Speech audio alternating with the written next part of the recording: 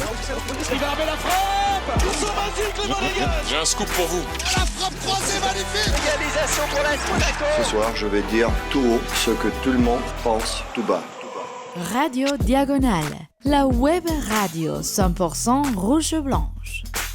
Salut tout le monde et bienvenue pour un débrief de l'AS Monaco. C'était Monaco face au Paris Saint-Germain, un match très attendu. Forcément, 16e journée, donc c'était un match en plus avancé. On a joué 2 bonnes semaines avant tout le monde. Et Monaco, malheureusement, a été remis à sa place, si on peut dire. Défaite 4-2 à domicile. Donc malheureusement, voilà, la marche était un petit peu trop haute pour Monaco. Pour débriefer l'émission, on sera évidemment avec Patrice, que vous connaissez bien. Et puis, nous sommes avec Alex Litz, pardon. Salut Alex, fait plaisir que tu sois là. Bonsoir, merci beaucoup pour l'invitation. Ça me fait plaisir à moi aussi. Énormément. Alors, est-ce que tu peux déjà nous rappeler où on peut te trouver ?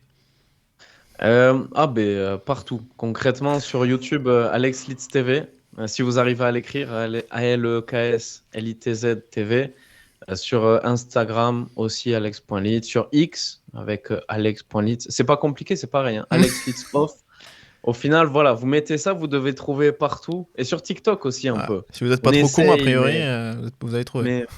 Ouais, exactement. Alors attention, c'est pas d'être con, c'est que c'est compliqué, voilà.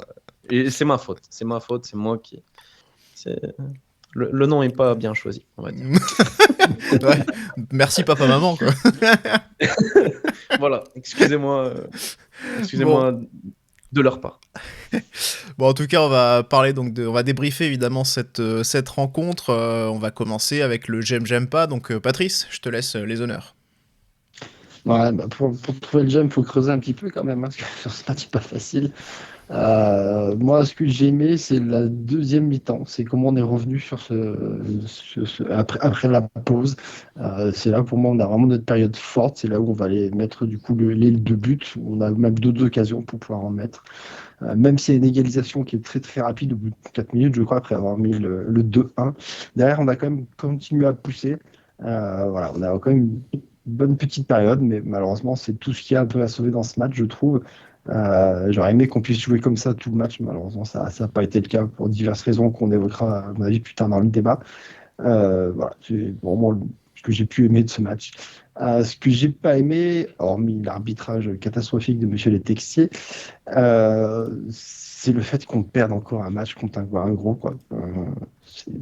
Cette saison, on n'a gagné aucun des matchs contre les gros, sauf contre Lyon, et encore parce qu'on les prend vraiment au bon moment. Sinon, on paume Marseille, on paume contre Paris, on fait nul contre Lille, on perd contre Nice. En Coupe d'Europe, c'est pareil, dès qu'on a joué des gros, on est Barça parce qu'on a un carton rouge très très rapidement. C'est des défaites aussi, donc ça commence vraiment à faire beaucoup. C'est bien beau de gagner contre tous les petits, d'engranger un max de points, mais si tu n'arrives pas à faire les différences contre les autres clubs, tout cet avantage-là, tu le perds. Parce que justement, c'est à ce moment-là, il faut que tu les stoppes et que toi, tu prennes les 3 points. C'est les matchs à 6 points, hein, comme on dit bêtement, quoi, mais le problème, c'est qu'on n'arrivera pas à aller plus loin et qu'on va galérer toute la saison à ne serait-ce qu'atteindre l'objectif de se qualifier en Ligue des Champions si on n'arrive pas enfin à gagner ces matchs-là. Ok.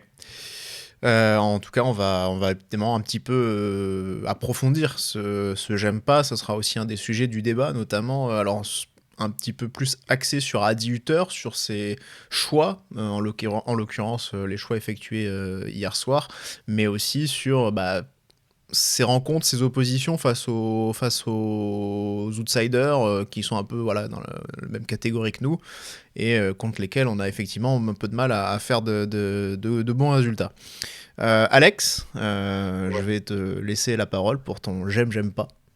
Alors moi je vais commencer par le j'aime pas pour le coup si tu me permets, parce que en fait moi il y a quelque chose, alors c'est un peu en dehors du contenu, mais ça a à voir un peu avec aussi. Très simplement, puisqu'en fait, ce match, à la base, on n'aurait pas dû le jouer maintenant. Tout simplement. Pour moi, en fait, ça, j'ai pas aimé. Concrètement, j'ai pas aimé parce que, franchement, aujourd'hui, c'est un match d'une importance capitale, je l'espère, et on le verra peut-être à la fin de la saison. Mais aujourd'hui, ce genre de match, jamais on aurait dû le jouer maintenant. Parce que là, ce qui se passe, c'est que les mecs sont carbo Franchement, on a vu des mecs. Alors, le PSG encore, ils sont habitués à jouer la Champions, etc. Mais nous, on est arrivé avec un effectif réduit. Enfin, un effectif réduit, je parle, il n'y a pas Zakaria, tu n'as pas Balogun, tu as des mecs qui sont fatigués parce qu'ils ont joué 2 matchs de Champions en 3 semaines, même pas. Enfin, c'est-à-dire que la cadence est tellement effrénée. Je ne parle pas des trêves internationales, je ne parle pas du fait qu'en été, il n'y ait rien eu. Enfin, que justement, il y aurait eu, non, parce que quand il y a eu les Jeux Olympiques, il y a eu l'Euro, les Euros des Esports. Enfin, c'est. On arrive à la fin, là, je trouve ça maladroit, je trouve ça triste, rien que pour. Alors, il y a eu un beau match, d'une certaine manière, parce que bon, voilà, ça s'est bien passé. Mais pour moi, ça fausse un peu les deux équipes telles qu'elles auraient pu être, et surtout la nôtre, franchement, d'autant plus quand je pense qu'on a fait un bon parcours. Décembre nous a pas réussi, un bon parcours en première partie de saison. Décembre nous a pas réussi. Donc moi, j'ai pas aimé ça, c'est-à-dire que avoir ce match-là, le jouer maintenant au profit le trophée des champions, tout le monde s'en tape. Bref, franchement, moi je trouve ça malheureux. Ce match, on aurait dû jouer après la trêve hivernale, que tout le monde soit clean, soit reposé, un gros choc entre les deux, et voilà, on n'en parle plus. Et donc, pour rebondir un peu sur ça, ce que j'aime clairement, c'est un peu les attitudes, certaines attitudes. Attention, je pense qu'il y en a comme on va noter sans doute entre les choix, etc. Bon, on va voir après. Mais les attitudes de certains joueurs, justement, comme Akliouche, Ben Seguir, justement, ces gars-là, qui sont en train d'enchaîner. Les gars, je ne sais pas si vous avez vu Ben Seguir, juste les yeux, il a des cernes. Franchement, tu as l'impression qu'il n'a pas dormi. Mais vraiment, alors, je ne sais pas s'il fait faire trop d'interviews ou quoi aussi, peut-être que ça joue, je ne sais pas. Il est peut-être fatigue, mais tu vois que les mecs sont fatigués. Et pourtant, ils sont donnés, eux en tout cas. Donc ça, c'est un peu... Ça m'a plu, perso. Ça m'a plu. Très bien. Moi, mon j'aime, c'est mineur, c'est le but d'Embolo. Parce que, alors on pourra en reparler un petit peu plus tard des circonstances, mais voilà, un but d'un de nos attaquants, c'est quand même pas si fréquent, donc chaque but, en tout cas pour l'instant, en tout cas qu'il va mettre, tant qu'il en marque pas régulièrement, ça va être à chaque fois une petite bonne nouvelle. Donc c'est toujours un bon point à prendre, et ça fait plaisir pour lui, surtout qu'on a appris que Monaco allait forcément se mettre à la recherche d'un attaquant pendant le mercato d'hiver. Bizarre hasard du calendrier, Rwanda, Congo, Mali n'était pas dans le groupe parisien. Ah non, je plaisante. mais oui, non, on sait qu'il y a un vrai besoin avec la blessure de Balogun, et c'est un petit peu aussi mon j'aime pas. Alors il est un petit peu en marge du match. C'est vrai qu'au départ je pensais un petit peu comme toi, Alex, la programmation de ce match maintenant, comme tu parlais vraiment justement de ce rythme très effréné, voilà, là on enchaîne, on va jouer 4 matchs en 2 semaines, puisqu'on va, en rajoutant le match de dimanche en coupe, c'est vrai qu'en ce moment c'est très difficile, il y a une grosse fatigue, et c'est vrai que mettre ce match-là, moi ce que je regrette d'autant plus, c'est cette invisibilisation du match, de le mettre comme ça en milieu de semaine, mais bon, voilà, on le sait, hein, nos dirigeants, enfin les dirigeants du football français sont très forts depuis quelques temps pour rendre la Ligue 1 justement invisible et qu'on ne la voit plus nulle part par leur choix. Bon, quelque part, ça reste cohérent avec ce qu'ils font depuis plusieurs mois, mine de rien. Mais oui, je regrette aussi d'avoir ce match-là à ce moment. Bon, il y en aura un autre, il y aura le trophée des champions le 5, mais bon, voilà. Et surtout, ce que je regrette, ce que je n'aime pas en plus là-dedans, c'est forcément le fait que y ait des gens qui avaient un peu prévu leur week-end pour essayer de descendre à Monaco, pour aller voir le match, etc. Et que ces gens-là sont en fait plantés au dernier moment, un petit peu, parce que la Ligue a décidé de changer complètement ses plans, de faire tout autre chose. Et voilà, c'est un manque de respect aussi quand même pour des supporters, et surtout pour un trophée des champions. Alors je veux pas dire dont tout le monde se fout, même si je sais que beaucoup s'en foutent, mais surtout pour un trophée des champions qui ne sera même pas joué en France. C'est-à-dire que là aussi, pour un petit chécos de 3 millions, on prive des supporters d'un match parce qu'on le fait jouer à un endroit où personne ne va aller, évidemment. Voilà, et ça c'est évidemment regrettable. Alors ça aurait été le cas en début de saison s'il avait eu lieu en Chine, comme ça avait été programmé.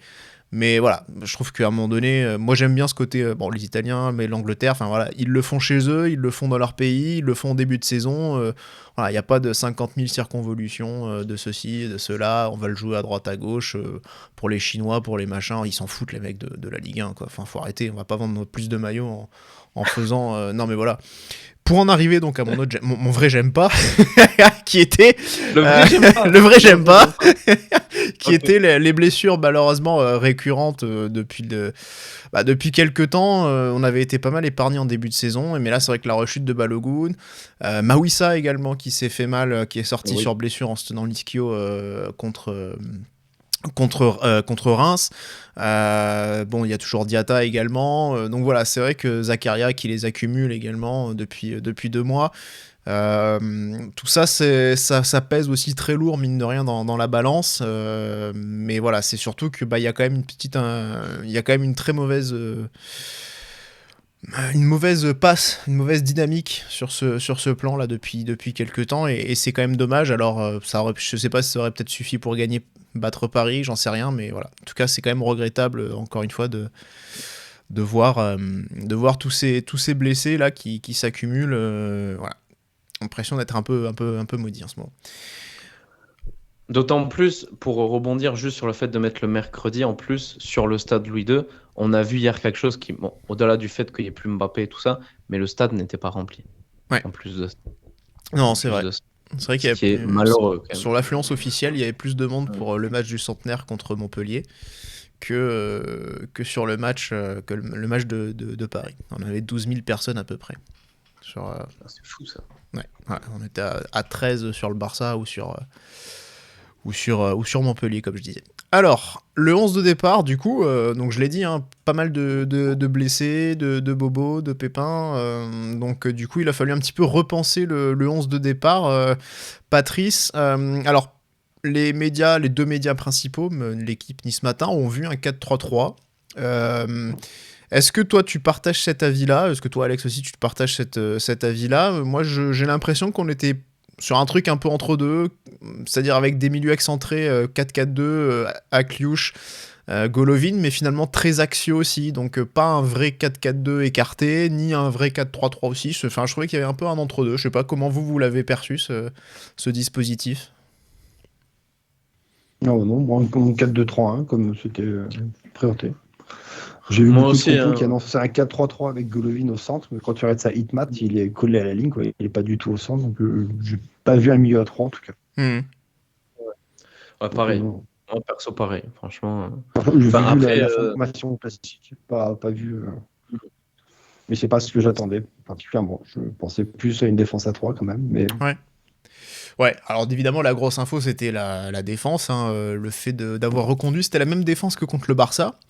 Avec Singo à droite, Kerrer Salissou dans l'axe et Vanderson, du coup c'était la surprise à gauche.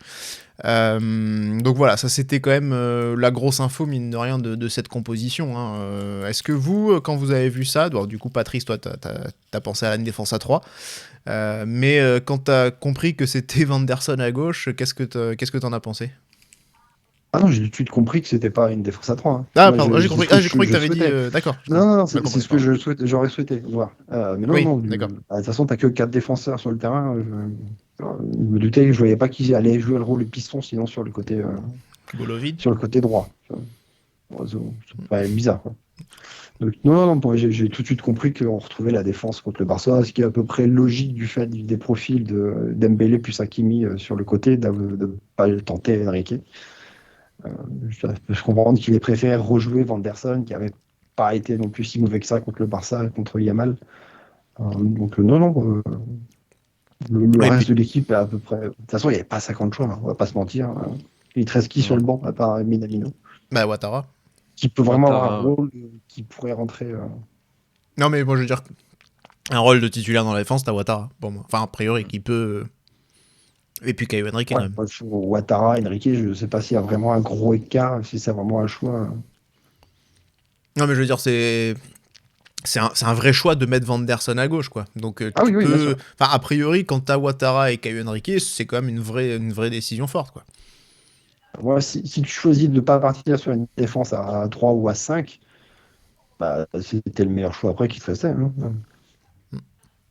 Pour toi, c'était le meilleur Tu choix fais aussi, vraiment jouer tes 4 meilleurs défenseurs. Alex? C'est les 4 meilleurs défenseurs qui sont présents. Quoi.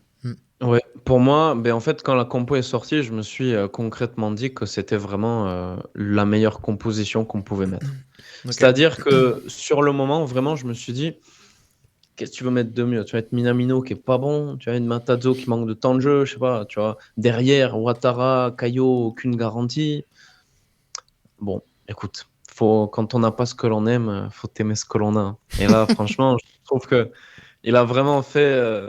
Ça m'a donné un peu cette sensation-là, que c'était vraiment la compo qu'il fallait mettre. Quoi. Et du coup, après les premières minutes de jeu, est-ce que tu as toujours pensé la même chose? Bim.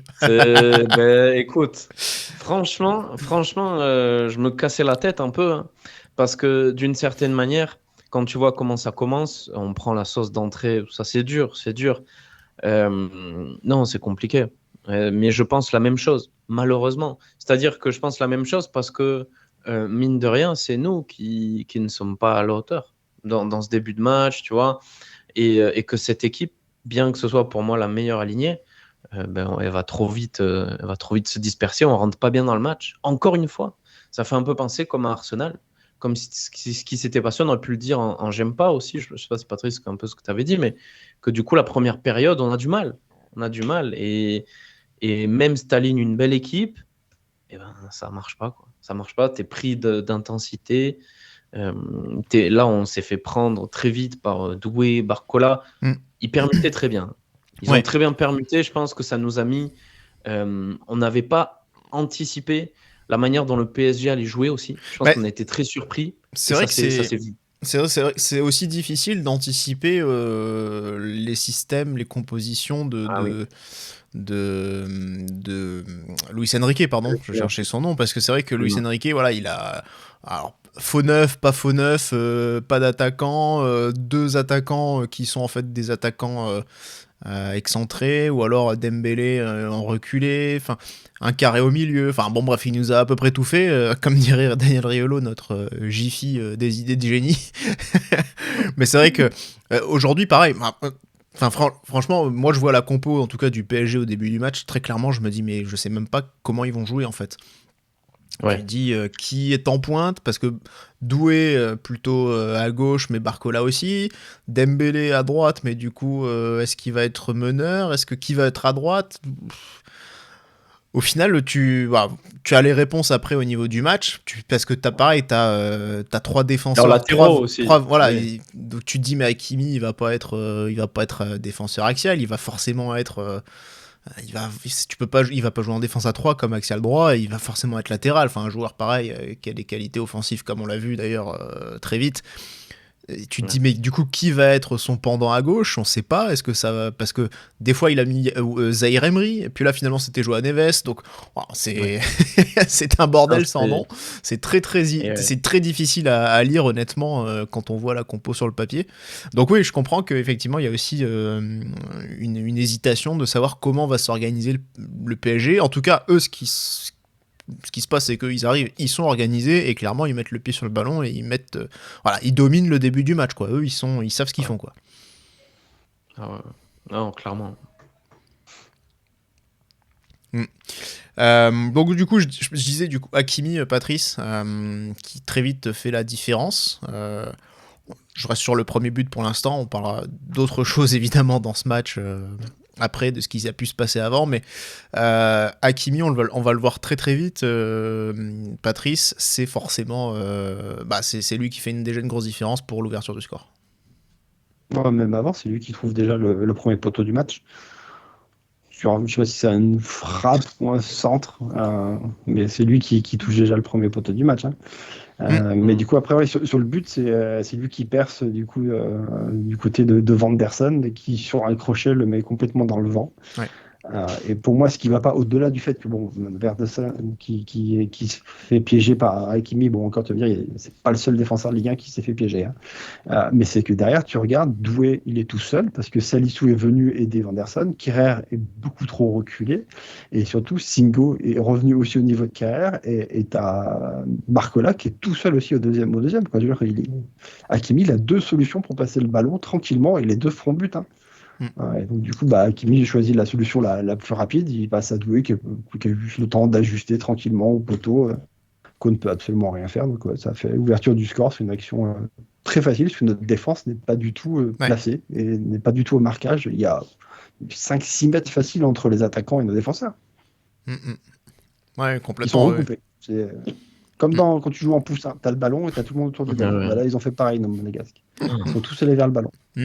C'est terrible. Ouais, grosse, pour moi, une erreur d'appréciation, notamment de Kehrer, qui, sur cette situation-là, je trouve. Ah oui, c'est à lui de venir du fait que Salisu décale et va aider Vanderson. C'est lui qui doit prendre le seul attaquant de pointe qui reste. Quoi. Je comprends pas pourquoi il reste planté du coup à marquer Cône, quoi. C'est intérêt qu'il monte sur l'attaquant, quoi. Ah ouais, c'est vrai. C'est vrai qu'on met Salisu plusieurs fois. Hein. Ils sont même ils étaient collés à Keun comme ça. Là. Je sais pas ce qui s'est passé, la désorganisation totale dans la défense.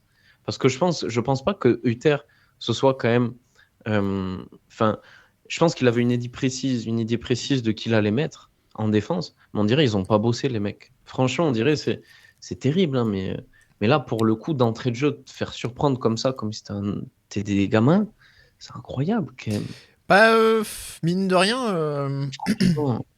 Mine de rien, il parle souvent de manque de préparation, parce que pas le temps en réalité, avec l'enchaînement des matchs. Et oui, je pense très clairement, il y a peut-être aussi un peu de ça. Après, moi, une fois, j'avais lu que la préparation d'un match, en réalité, par rapport en tout cas à l'adaptation qu'on peut faire par rapport à un adversaire, en réalité, dans la semaine, ça prend pas beaucoup de temps. Donc, en tout cas, on a l'impression que les mecs vont bosser pendant une semaine sur comment. En fait, en réalité, ça prend la dernière séance, la mise en place, etc. Et c'est là vraiment qu'ils bossent sur l'équipe adverse. Donc, ils bossent autrement la semaine, le reste de la semaine. Donc, en soi, c'est pas si long, mais c'est vrai qu'en tout cas, ce temps aujourd'hui, clairement, Monaco l'a pas plus que ça, hein, parce que samedi soir à Reims, là, il y avait 4 jours en tout, donc c'est vrai que c'est presque du luxe. C'est un de plus que Paris quand même, mine de rien. Parce que c'est vrai que tout le monde se plaignait. Non, mais c'est vrai que tout le monde se plaignait. Enfin, j'ai vu beaucoup de gens se plaindre. On joue à Arsenal le mercredi, on rejoue à Reims le samedi, merci la Ligue, etc. Mais au final, derrière, on peut aussi dire que en finale, on a joué samedi pour rejouer mercredi, tandis que Paris a joué dimanche soir pour rejouer mercredi. Et en plus contre Lyon. Bon. J'avais oublié qu'on était en semaine. Tu vois, c'est un truc de fou, hein, mais vraiment, c'est vrai, il y a si peu de jours en fait. Ouais. Et là, demain, on est vendredi, si jamais, si t'as besoin d'un coup de main. Merci. Tu me dis, hein, si tu veux. C'est la vieillesse, ça y est. Ouais, ça décline lentement. En tout cas, la première période, elle est quand même très nettement en faveur du PSG. Très clairement, on n'existe pas dans cette première période, dans ces 45 premières minutes. Et évidemment, il y a quand même quelque chose dont on doit parler, même si on peut le réserver pour le flop. En tout cas, on va faire l'incursion du flop maintenant, je pense, envie de dire. Mais cette action de Wilfried Singo qui a littéralement bousillé le visage de Donnarumma. Franchement, l'image, elle était assez effrayante à voir. Personne ne l'a mis en j'aime pas. Ah ouais, la photo, il y a quelques journalistes, quelques photographes qui ont réussi à prendre la photo. Vraiment sur le moment, le pied, c'est un miracle presque aussi qu'il y ait pas que le crampon soit en dessous et au-dessus et pas dans l'œil, que a priori il s'en tire sans plus de dommages, juste avec de la peau arrachée, voilà. Et c'est quand même quasiment, je pense, un miracle en tout cas à ce niveau-là. Geste évidemment involontaire de la part de Singo, on se doute bien qu'il n'a pas voulu faire ça, donc pour contextualiser, ça arrive à la 17e minute de jeu. sur un contre. Une conduite de balle d'une grande médiocrité de la part de Singo. Il faut le dire parce que si sa conduite de balle, sa deuxième touche, elle est bonne, en fait, il se passe pas ce qui se passe en fait. Voilà. Donc à un moment donné, la faute technique, hein, comme on dit souvent, alors on dit ouais, le contrôle américain derrière, quand t'apprends le foot, évite les contrôles américains parce que derrière t'as le ballon qui est trop loin de toi et ça te met dans la merde. Bah là, c'était pas un contrôle, mais c'était sa deuxième, la deuxième fois où il se pousse le ballon, il se met le ballon dans la course.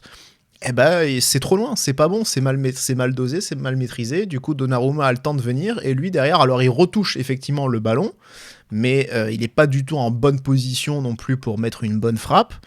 Et au final, après, il saute. Voilà, bon, c'est là que le drame survient et qu'il y a le contact. Encore une fois, on le rappelle, c'est involontaire. Hein, donc on va pas. Oui.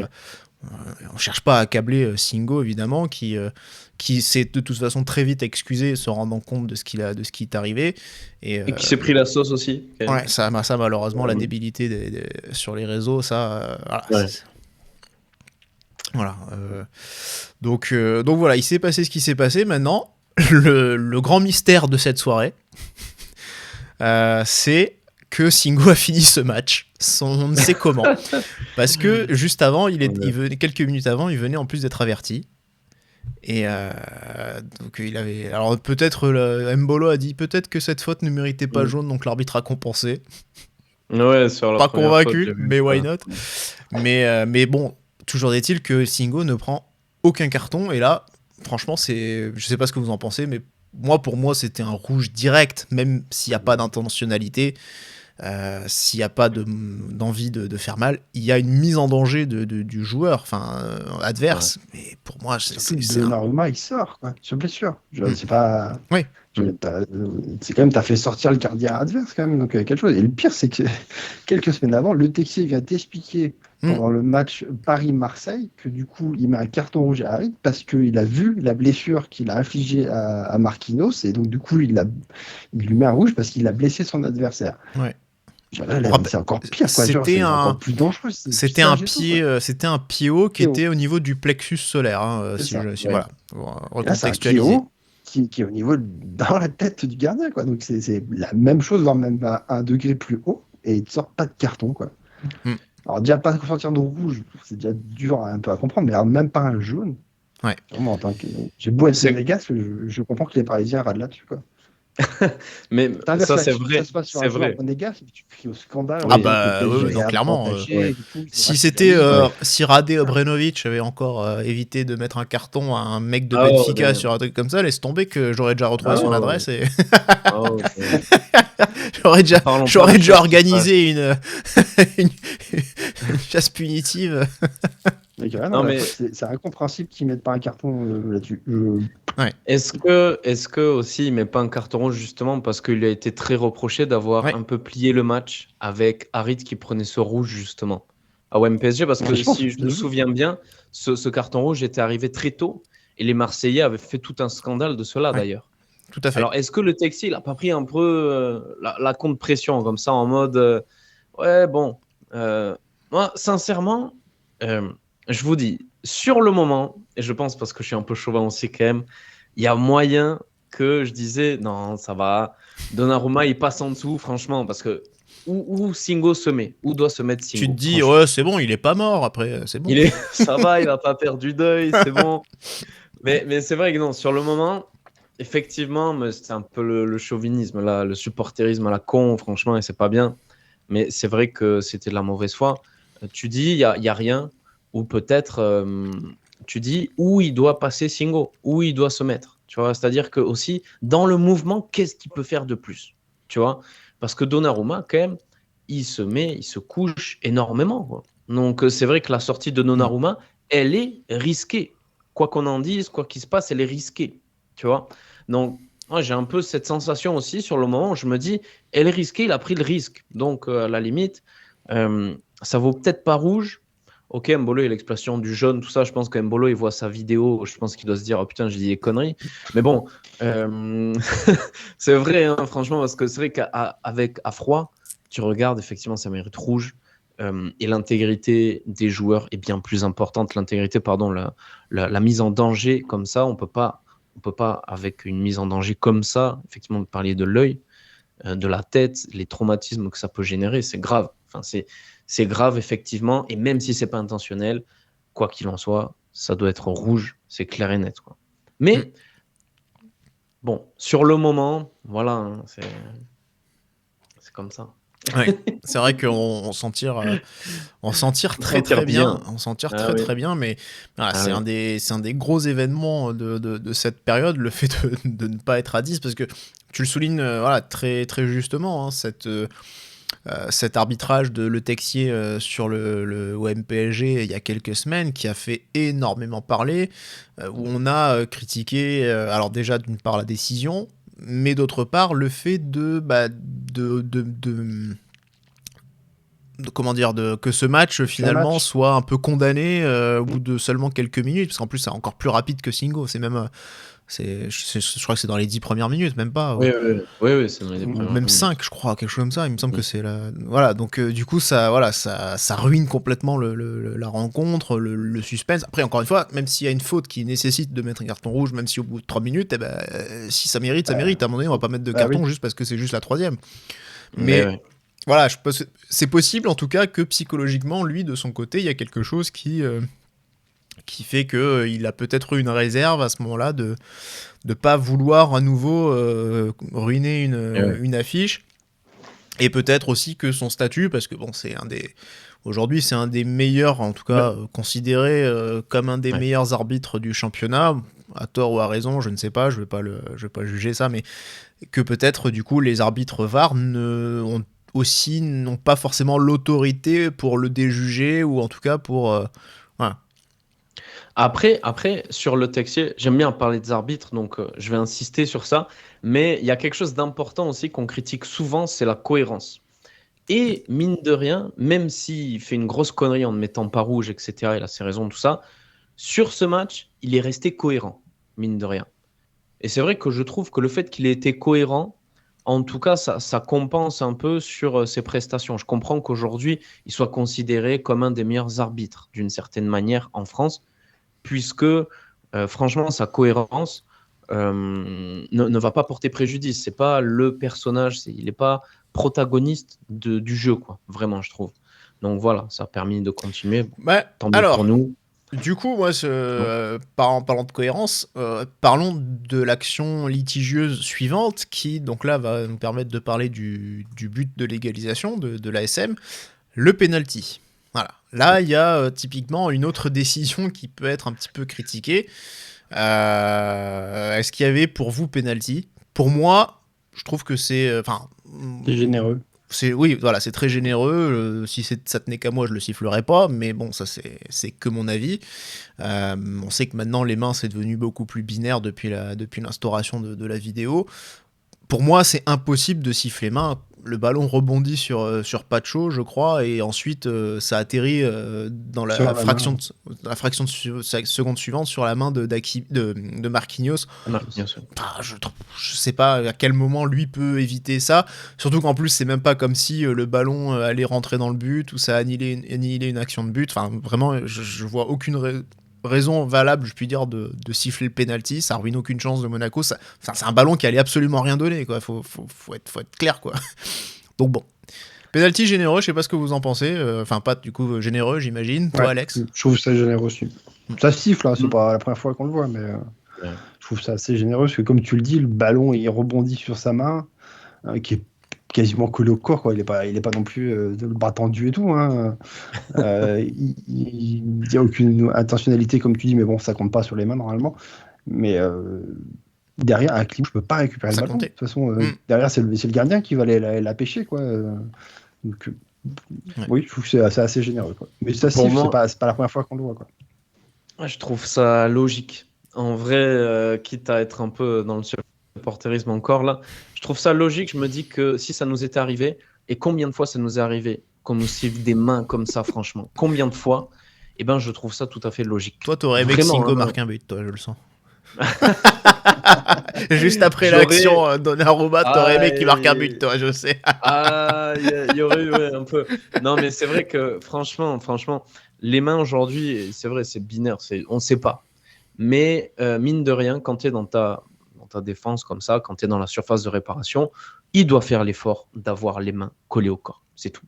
Et pragmatique, je pense que ça a été... c'est généreux, hein, mais je trouve ça normal. Ok, enfin, c'est généreux si on veut, parce qu'il y a des mains qui sont plus absurdes aussi, mais il y aura toujours pire, d'une certaine manière. Mais franchement, pour moi, c'est une main suffisante pour qu'elle se siffle, quoi. Ça me choque pas. En tout cas, Je elle a suis pas été choqué sifflée. non plus. Hein. On dit juste c'est généreux, mais je suis pas choqué non Ouais. plus. Comme j'ai dit, ça s'est déjà sifflé Ah, sur pas. ce match contre nous, comme tu le dis. Eh Donc, c'est pas ouais. non plus aberrant. Est-ce qu'à ce moment-là, Bon, tu ça te fait deux dis... actions de suite qui sont quand même bien en notre faveur, quoi. Ouais, est-ce que tu te dis pas justement il y a un petit miracle qui est en train de s'opérer? Est-ce qu'il n'y a pas les constellations là qui sont alignées et et que tu vas gagner ce match alors que tu devrais être à 10 et que tu es en train de le refaire à l'envers quoi. C'est le truc que d'habitude en général c'est à toi que ça arrive, c'est à toi qui te fait bananer. Et là non, c'est toi qui es en train de Absolument. Mais c'est vrai, ça. C'est vrai, franchement. Surtout que tu enchaînes avec le but du 2-1, quoi. Ouais, alors en tout cas, Juste après le penalty. ça correspond pas à ton j'aime, hein, c'est savoir cette bonne période monégasque. Donc on a le penalty transformé par Ben Seguir, très bien tiré, même si Safonov Très bien tiré. avait bien plongé aussi. Ouais. Alors Safonov, le remplaçant de Donnarumma. Et dans la foulée donc, de cette égalisation, 7 minutes après, il y a un deuxième but, là aussi de la réussite. Une belle action. La passe de Golovin, quand même. Voilà, une belle action construite, mais la finition avec c'est beaucoup bon. de réussite. Ah ouais, bah ouais. Là, c'est dur de dire de la réussite, mais après, il en faut. Ouais, c'est un peu, tu vois, tu dis le but d'Embolo en j'aime. Et ben moi, c'est typiquement ce genre de but. J'aimerais vraiment que ça lui permette de se remettre la tête dedans. Tu vois, vraiment qu'il y ait cette réussite un peu qui permette. Bon, après, il fait des têtes, là, il passe 3 km au-dessus. Mais bon, c'est important, ça, justement. Mais il y a de la réussite. Il faut de la réussite. C'est vrai que, comme tu dis, ça peut vraiment être le moment où va y avoir ce match-là. Tu te dis, c'est bon, là. Ils n'ont pas su prendre leurs occasions. On a de la chance, on ne prend pas de rouge, tout ça. Mais à ce moment-là du match, contre le PSG, moi, je dis... Et d'ailleurs, dans le live, je le disais en permanence, je disais, ça va être un match bizarre. C'est un match bizarre. C'est pas fini. Ça va encore marquer d'un bout à l'autre. Ça a continué. Quoi. Mais la construction de l'action est très belle. La construction est très belle avec Golovin au Golovin. départ. Akliouche qui est transfiguré entre la première et la deuxième période. Et donc, comme je le disais, bah, voilà, cette petite réussite, c'est parce que finalement, Mbolo est poussé dans le dos par Pacho et ça lui permet en fait de... Enfin, il a ce réflexe aussi, quand même, de mettre le pied, d'ouvrir son pied et de le mettre en opposition pour quand même toucher le ballon. Car il aurait pu se contenter peut-être de juste tomber après la poussette, par exemple, mais il a quand même le réflexe de hop. Mais c'est vrai que sans cette poussette, je me demande s'il aurait mis le pied de cette façon. Est-ce qu'il aurait mis déjà? Est-ce qu'il aurait eu le ballon? Non. Est-ce qu'il aurait pas été trop court? Moi, je me demande même qu'il aurait pas été trop court finalement, tu vois. Donc, Je pense comme le gardien, c'était pour le premier poteau. Ça se voit, le gardien, il anticipe clairement le premier poteau et je pense que Mbolo, c'est le plus logique, vu d'où vient le ballon, il allait le reprendre pour le mettre au premier poteau et pas ouvrir le pied pour essayer de le mettre sur le deuxième comme ça s'est passé. C'est pour ça que le gardien, alors qu'il peut clairement l'avoir, mais c'est juste qu'il n'est pas du tout sur les bons appuis, qu'il anticipe trop le premier poteau. Et je pense que du coup, du fait des déséquilibrés, il le prend du bout du pied et ça rebondit plus que ça frappe. Et ça se plonge au deuxième poteau. Mais c'est très bien joué aussi de la part d'Embolo, d'avoir attaqué ce ballon. Ouais. Par contre, alors Pat, cet avantage malheureusement ne va pas durer longtemps puisque derrière Dembélé va égaliser pour Paris. 4 minutes, c'est ça, non? Ouais, C'est 4 ça. minutes. C'est l'action où du coup Hakimi déborde sur le côté et a tout le loisir de centrer parce que du coup Vanderson n'est pas du tout là sur son marquage.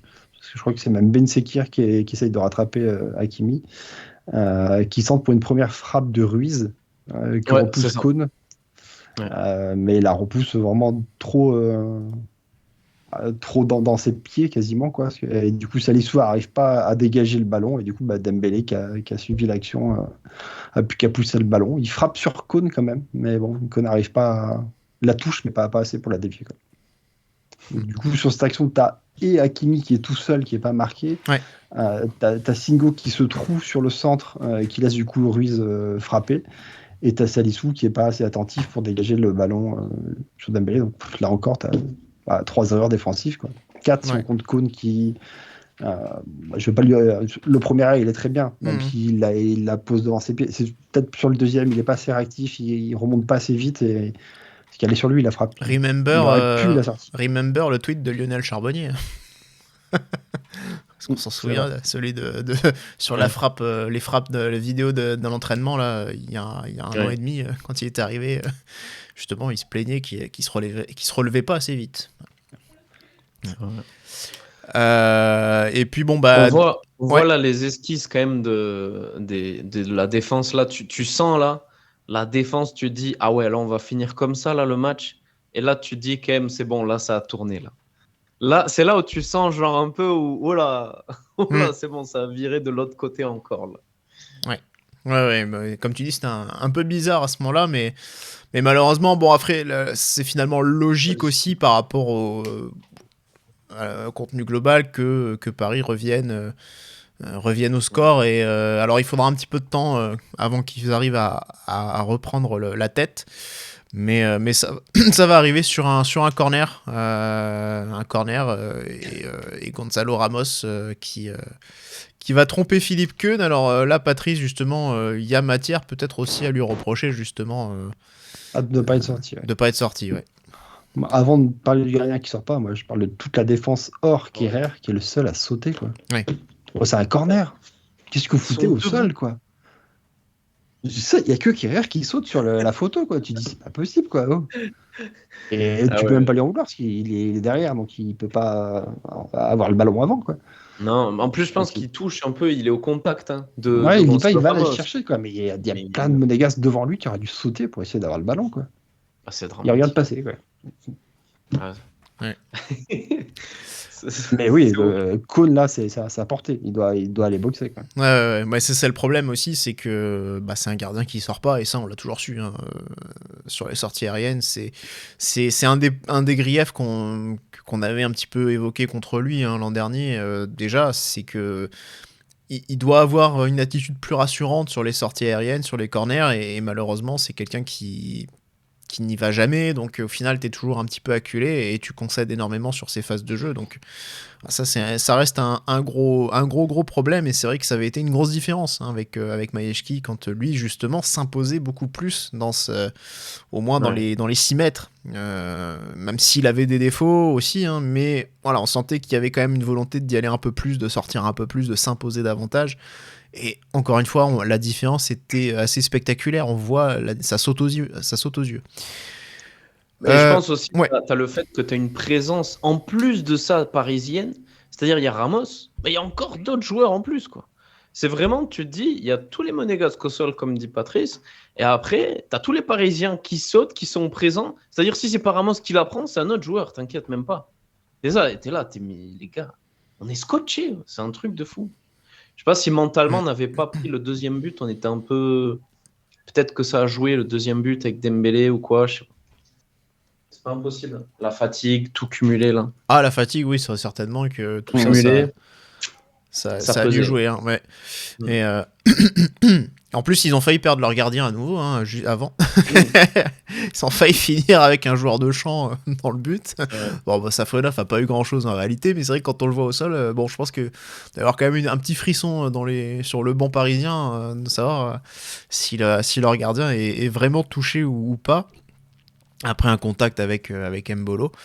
Donc bon, à partir de ce but, je pense pour moi, Monaco, quand même, globalement, il y a un peu... Enfin, moi, en tout cas, je pense que ce match, on le gagne pas, même si on a une grosse occasion quand même sur la fin, avec Minamino. 2 pour moi. 2, ouais. Il y a la tête aussi d'Embolo. La tête d'Embolo, alors elle est moins nette. Ouais, mais le centre est vraiment parfait, quoi. Il fait tout, quoi, avec Louche. Magnifique.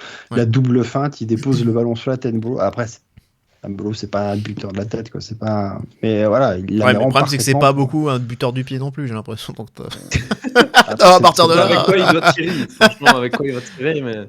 Après, c'est pas un buteur. Hein. Faut qu'il débloque. C'est un attaquant, donc son but, attaquant son de rôle, c'est soutien quand même de qui fait marquer. son 10-10 et voilà quoi.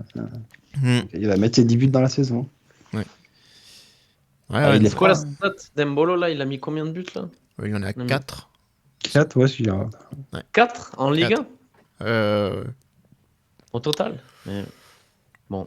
total, Mbolo, il est avec 4 buts, 4 passes, ouais. Mm. Ça, je te dis, il va faire son 10-10. Ouais, ouais. À 10, 10-10, le double-double, là, l'objectif de Ben Seguir. Mbolo, c'est à ça qu'il tourne, il est pas loin de ça à chaque fois. Hein. Ouais, Un peu mais- plus de buts que de passes, quoi. Mais Non, mais c'est vrai que c'est à compliqué. quand même. 12-8 plutôt. C'est compliqué sur lui, pour lui. C'est vrai, on va reparler parce qu'il y a débat sur sa prestation. Mais c'est vrai qu'il y a aussi pas mal de ratés quand même dans son match. Moi, Minamino, comme tu dis. et Minamino, voilà, c'est lui, Oh là là. c'est moi celui auquel je pensais. Oh. Et là encore, il y a un super travail de la part d'Akliouche sur cette action, même si ça passait un chouïa trop en arrière. Et Minamino peut pas la reprendre parfaitement non plus, mais bon, il est quand même pas non plus, il est pas non plus complètement dans la merde. Hein. Je veux dire, il doit faire mieux aussi sur cette situation, et malheureusement, bah non. On a une chatte monstrueuse, ça rebondit dans tous les sens, ça revient toujours dans les pieds d'Akliouche et tout. Il y a Mais ça, il tout le pour qu'on mette le provoque, but. Il Ah le oui, bien provoque. sûr. Mais non, quoi. En plus, pareil, il fait le crochet, mais dans le vent Marquinhos, quoi, sur son crochet, c'est parfait. Il fait la passe à Minamino qui est pas marqué, quoi, et qui, malheureusement, ça commence. En plus, il l'attend, hein, parce que tu vois, Minamino, il met la main en bas pour lui dire passe-moi le ballon, quoi. Donc, c'est même pas qu'il est surpris. Hein. Il s'attend pas à ce que Akliouche frappe, il attend le ballon, Minamino. Bon, après, il l'attend pas là, c'est sûr. Ouais. Bon, en tout cas, et alors évidemment, le dernier but parisien, un doublé d'Ousmane Dembélé, un petit lob bien senti sur Philippe Keun. Voilà, bon bah, Singo pris de vitesse, débordé par l'international français. Donc voilà, c'est un match qui se conclut en plus avec l'exclusion d'Adi Hutter, qui avait déjà qui avait été bien sermonné quand même en première période, et qui là ensuite s'est pas passé. Il s'est fait exclure, pardon. Il a pris un carton rouge. Il râle parce que pour lui, il y avait penalty sur Mbolo. Et il y a cette situation là. Voilà, je pense qu'après, effectivement, lui, il a pas vu les images au ralenti derrière. C'est vrai C'est vrai que qu'à oui, vitesse penalty. réelle, tu dis, à on va vitesse clairement réelle, penalty, exactement, on a tous été. Donc, Je pense qu'on était tous d'accord pour dire penalty. Et à vitesse On voit les pas images. réelle. À vitesse pas réelle, il se jette. quoi. C'est ça. Ouais, ça aurait été dur. Là, pour le coup. T'en as Donc, déjà eu un ouais. qui est généreux, tu veux pas. Ah bah tant qu'à faire, tu sais, 100%.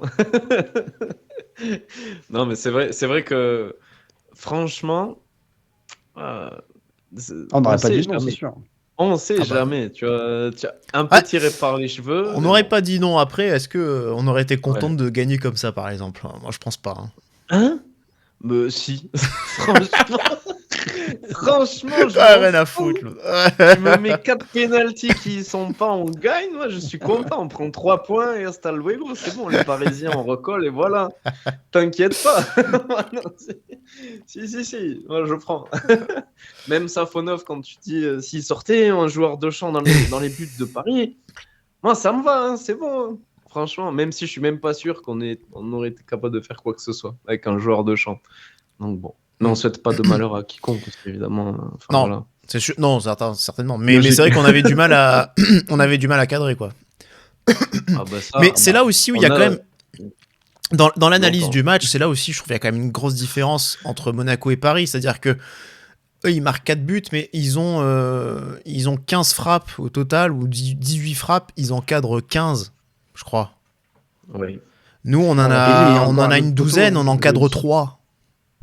Il met Sachant qu'il y a 4 un buts et péno. 2 poteaux. hein. Ouais. Donc, tu vois, pour moi, ça, plus que tout le reste aussi dans le jeu ou des choses comme ça, mais ça illustre bien quand même la qualité de Paris à ce niveau-là, alors qu'il ne s'est pas vérifié en Ligue des Champions, parce que là, ils ont vendangé comme pas possible. Mais en Ligue 1, ils n'ont pas du tout ces problèmes-là, et au moins, ils arrivent quand même globalement à cadrer leurs tentatives en grande majorité, et sur ce match-là, bah, ça fait une énorme différence, en fait. Alors que nous, bah oui, on en a eu des situations, sauf que Mbolo, on met 4 à côté. Ça pèse lourd à la fin, en fait. Après, c'est Donc, pas nouveau. Hein, genre, en XG, on est la pire équipe de Ligue 1. On doit être à 5 ou 6 buts de retard maintenant, à force. Ah oui. Au niveau même des tirs cadrés, je me demande comment on se positionne par rapport à ça dans l'ensemble de la Ligue 1. Si on est En ratio, tu veux dire? ouais, je pense on doit pas être, franchement, on est loin d'être dans les premiers.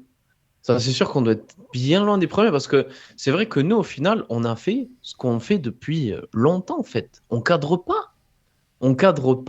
Et quand on frappe, c'est à 3 km ou quoi. Et quand on marque, quand on gagne, c'est parce qu'on a un exploit ou parce que justement, on a une bonne frappe. On a un Kliouche, un petit Ben Seguir, on a un Golo, on a, bref, une tête qui passe comme ça. Mais nous, enfin, c'est vrai que hier, c'est assez impressionnant le fait que le PSG arrive à avoir autant de précision face au but. Ouais. Hein. Franchement, si nous, on avait ça, je pense qu'on serait bien, bien mieux. Et franchement, oui, on rivaliserait. Mais au-delà de ça, je sais pas vous, mais le PSG, quand même, m'a fait je pense les avoir sous-estimés énormément, quand même. Je vois ce que Après tu les veux matchs, dire, ouais. avoir vu tous les matchs qu'ils ont fait, alors la Ligue des Champions à part, mais je pensais vraiment par rapport aux prestations qu'ils ont sorties de temps à autre, j'ai vraiment l'impression quand même que ces joueurs, ils se donnent et qu'ils sont très solidaires, mine de rien, cette équipe du PSG, parce que j'ai du mal à leur trouver des failles, véritablement. J'ai du mal à trouver cette équipe avec des grosses failles, comme nous, par exemple, on a ce problème de défense, on a ce problème de finition. J'ai l'impression que si le PSG fait son match, il t'aplatit, en fait, quoi qu'il arrive. Si t'es pas au niveau, toi, ciao. Là où je pense aussi, effectivement, qu'on a tendance à sous-estimer le PSG, c'est qu'ils ont quand même cette faculté à pas paniquer, en tout cas en Ligue 1. Ils sont toujours très en maîtrise. Et après, on est d'accord, je pense qu'on est tous d'accord, on dit ouais, c'est pas impressionnant, oui, c'est pas flamboyant, on attend tous un PSG qui écrase en fait la Ligue 1, qui surdomine les matchs, qui se crée 50 000 occasions. Mais c'est vrai que c'est pas une équipe qui va forcément se créer énormément d'occasions, ou en tout cas qui va acculer le but, mais ils ont cette capacité déjà à bien conserver le ballon, à le faire tourner avec une propreté technique vraiment intéressante, vraiment au-dessus de la moyenne. Ils ont cette capacité à toujours conserver la maîtrise du ballon, et ça c'est hyper important, mine de rien. Quand tu veux éviter aussi de te mettre en danger, c'est quand même mieux d'avoir le ballon. Après, ils ont eu des matchs difficiles cette saison. Je pense notamment à Lille, où clairement, ils ont très très chaud. Mais voilà, mais c'est une équipe qui est vraiment toujours en maîtrise, qui est vraiment toujours en contrôle, qui est assez tranquille, qui est assez sereine. Et donc, comme elle panique pas, finalement, elle arrive, j'ai envie de dire doucement, mais sûrement, à chaque fois, en fait, à grignoter, à remonter, à inverser une tendance dans un match. C'est-à-dire que là, finalement, Monaco a une fulgurance. Et sur cette fulgurance qu'on a vu aussi dans la saison, on est capable de faire vraiment des belles choses aussi, hein, et on est capable de reprendre l'avantage, on mène, et eux, petit à petit, hop, ils se réinstallent, ils reprennent le cours ils arrivent à pas perdre le fil, et ça c'est hyper important, je pense, pour eux comme équipe. Et en tout cas, ce match aujourd'hui, il montre une vraie différence entre nous et eux. Je pense qu'on est... Bon, moi, le premier, hein, évidemment, j'ai eu envie d'y croire. L'année du centenaire, le titre, allez, faut se chauffer un petit peu, le début de saison, etc. Je me suis clairement enflammé et j'aurais pas dû. C'est pas fini. Finito. C'est pas fini. On n'est même pas la moitié. On est peut-être à la moitié de la saison, du coup. Non, pas encore, quasiment. Presque. Il reste un match. C'est pas fini. Ouais. Pour répondre à tes questions, on est 13e sur 18 avec 34% de 13e sur 18. Ouais, c'est fou, hein. Et le PSG est premier avec quand tu vois notre 47. classement. Très gros écart, Ça explique. Ouais. Là, tu as capté le truc, en fait. C'est que, franchement, enfin, merci pour. T'es au même l'info, niveau, en mais- fait, que les clubs qui jouent à la relégation, Voilà, qui ont des difficultés offensives. t'as compris. En vrai, juste cette stat, tu comprends un peu le fond du truc. C'est terrible, hein. Mais même au-delà de ça, la sérénité du PSG et leur milieu, la bataille des milieux. Franchement, hier, c'est là où tu vois. Après, et on ce n'avait pas petit notre Pacho, là. meilleure arme à ce niveau-là, mais... Mais bien sûr, mais tu vois, le petit Pacho, tout ça là, Il est tu vois très bon, comment, lui. comment Après, franchement. ils ont un très gros milieu de terrain qui est très jeune en plus. Et donc, milieu. Ouais, il mais- a l'avenir et tout. Oui, mais Oui, tu vois, j'ai- ce qui est marrant, c'est que ça a été beaucoup reproché à Paris d'avoir des milieux pas très physiques, vraiment techniques, Ouais. avec le même profil en tout cas. Alors ça leur est reproché surtout parce qu'en Ligue des Champions, bah, peut-être qu'il leur manque un profil type un peu Zakaria, qui est un peu plus Ouais. cette dimension athlétique aussi. Mais en Ligue 1, je veux dire, voilà, ils ont ce qu'il faut. Et puis bon, à un moment donné, ça on le disait déjà il y a 10 ans, mais Xavi, Iniesta, ils n'avaient pas besoin de faire 1m91 pour dominer l'Europe, hein, à un moment donné. Alors il n'y avait pas que eux, Mais mais enfin ils compense. étaient tellement au-dessus. Bon, ils avaient Yaya Touré à une époque aussi à côté, qui était... Voilà. Mais bon. oui, il compense, tu vois, avec Pacho, tout ça. Enfin, je trouve que ça compense. Pacho, hier, il fait le taf d'un def récupérateur. Enfin, le gars, Pacho, vraiment, moi, il m'a surpris. Je trouve qu'il les aide énormément. À ces petits milieux, ça leur permet à Zaïre Emery, à Vitinha, à tous de partir. Enfin, Hakimi sur le côté. Enfin, c'est-à-dire que c'est fluide, en fait. C'est vraiment fluide hier. Et hier, c'est justement, nous, le problème, comme tu dis, on n'a pas Zakaria. Et c'est là où la défense est orpheline. Alors, la défense, pas seulement, mais Magassa, il est orphelin de Zakaria. Magassa, il n'arrive pas à jouer sans Zakaria. C'est-à-dire que quand il n'y a pas Zakaria, Non, il a fait des bons matchs. Je suis pas d'accord. il a fait des Quand bons matchs, justement, mais Toutes franchement, ces belles perfs, elles sont quand il y a Ouais, des voilà, Camara. c'est Avec ces perfs, Camara, elles sont ça là. marche moins bien. avec Camara, c'est Ouais, compliqué. mais il en a fait des Quand bonnes aussi. Camara est pas là non plus, et quand on prend la sauce derrière. Parce que là, derrière, en fait, j'ai vraiment l'impression que Zakaria, il permet d'avoir ce point d'équilibre entre tous, tu vois, entre notre défense. Parce que Kerrer, il est sympa, mais à part crier, tout ça, j'ai l'impression, le gars, il fait que beugler, tout ça, s'énerver sur les autres. Mais Salissou, je sais pas s'il lui crie dans la bonne langue ou quoi, mais j'ai pas l'impression qu'il comprenne. Non, mais vraiment, il y a un problème d'incompréhension. Je sais pas ce qui se passe, mais entre Kun, Salissou, Kerrer et tout, là, enfin, je pense, je sais pas Ouais, si c'est parti. T'es ou pas, censé avoir mais t'as pas Kerrer, Zakaria. justement, qui parle toutes les langues Non. pour ça. Ouais, mais il manque quelqu'un là, tu vois. Il manque. Et c'est la différence avec le PSG qui arrive. De toute façon, ils ont des très bons joueurs, mais nous, hier, Zakaria, Bah oui, c'est un gros manque. dans ces matchs-là, Mm. il est utile. Ouais. Ouais, non, c'est clairement un très gros manque. Et encore une fois, le problème, toujours, c'est la question de l'effectif, de ce qu'on n'a pas recruté au mercato d'été pour justement parer à ce genre de mésaventures, quoi. Voilà. Ouais. Tu te retrouves avec un mec des blessés. Bah, alors, c'est vrai que moi, je trouve que Magassa, quand même, a montré un petit peu plus que ce qu'il avait montré en début de saison, qu'il a quand même il s'est un petit peu affirmé aussi. Maintenant, je trouve que ça reste quand même aussi léger, même s'il fait de bonnes perfs, ça reste quand même un peu léger. Et c'est clair que quand ta troisième option, c'est Magassa aujourd'hui, au milieu de terrain, alors que tu as la Ligue des Champions à jouer aussi, que tu as des ambitions en Ligue 1, ah non, c'est trop léger, quoi. Même s'il progresse, mais bon. Voilà. Non, c'est un quatrième, c'est pas, comme tu dis, c'est pas un... Oui, le troisième, ça aurait pu être Diop, je suis Le d'accord. club a fait vraiment un choix cet été de dire on remplace ni Fofana ni Ben Yedder parce que c'était des gros salaires et que du coup ils ne veulent pas faire des investissements et qu'ils veulent rester sur un petit groupe. C'est un choix qu'ils ont fait. Maintenant, clairement, je pense qu'ils ont perdu parce que tu es dans un groupe où on a pu le voir la saison dernière où tu as beaucoup de joueurs qui se blessent quand même assez régulièrement, beaucoup de joueurs qui prennent des suspensions. Parce que surtout Même qu'en si plus, ça celui qui se pétait absolument jamais, c'est Fofana. Et c'est lui qui part. Alors, pour le coup, lui, il n'a pas une seule blessure en 4 ans au club. Ça, c'est impressionnant. Comme Fabinho.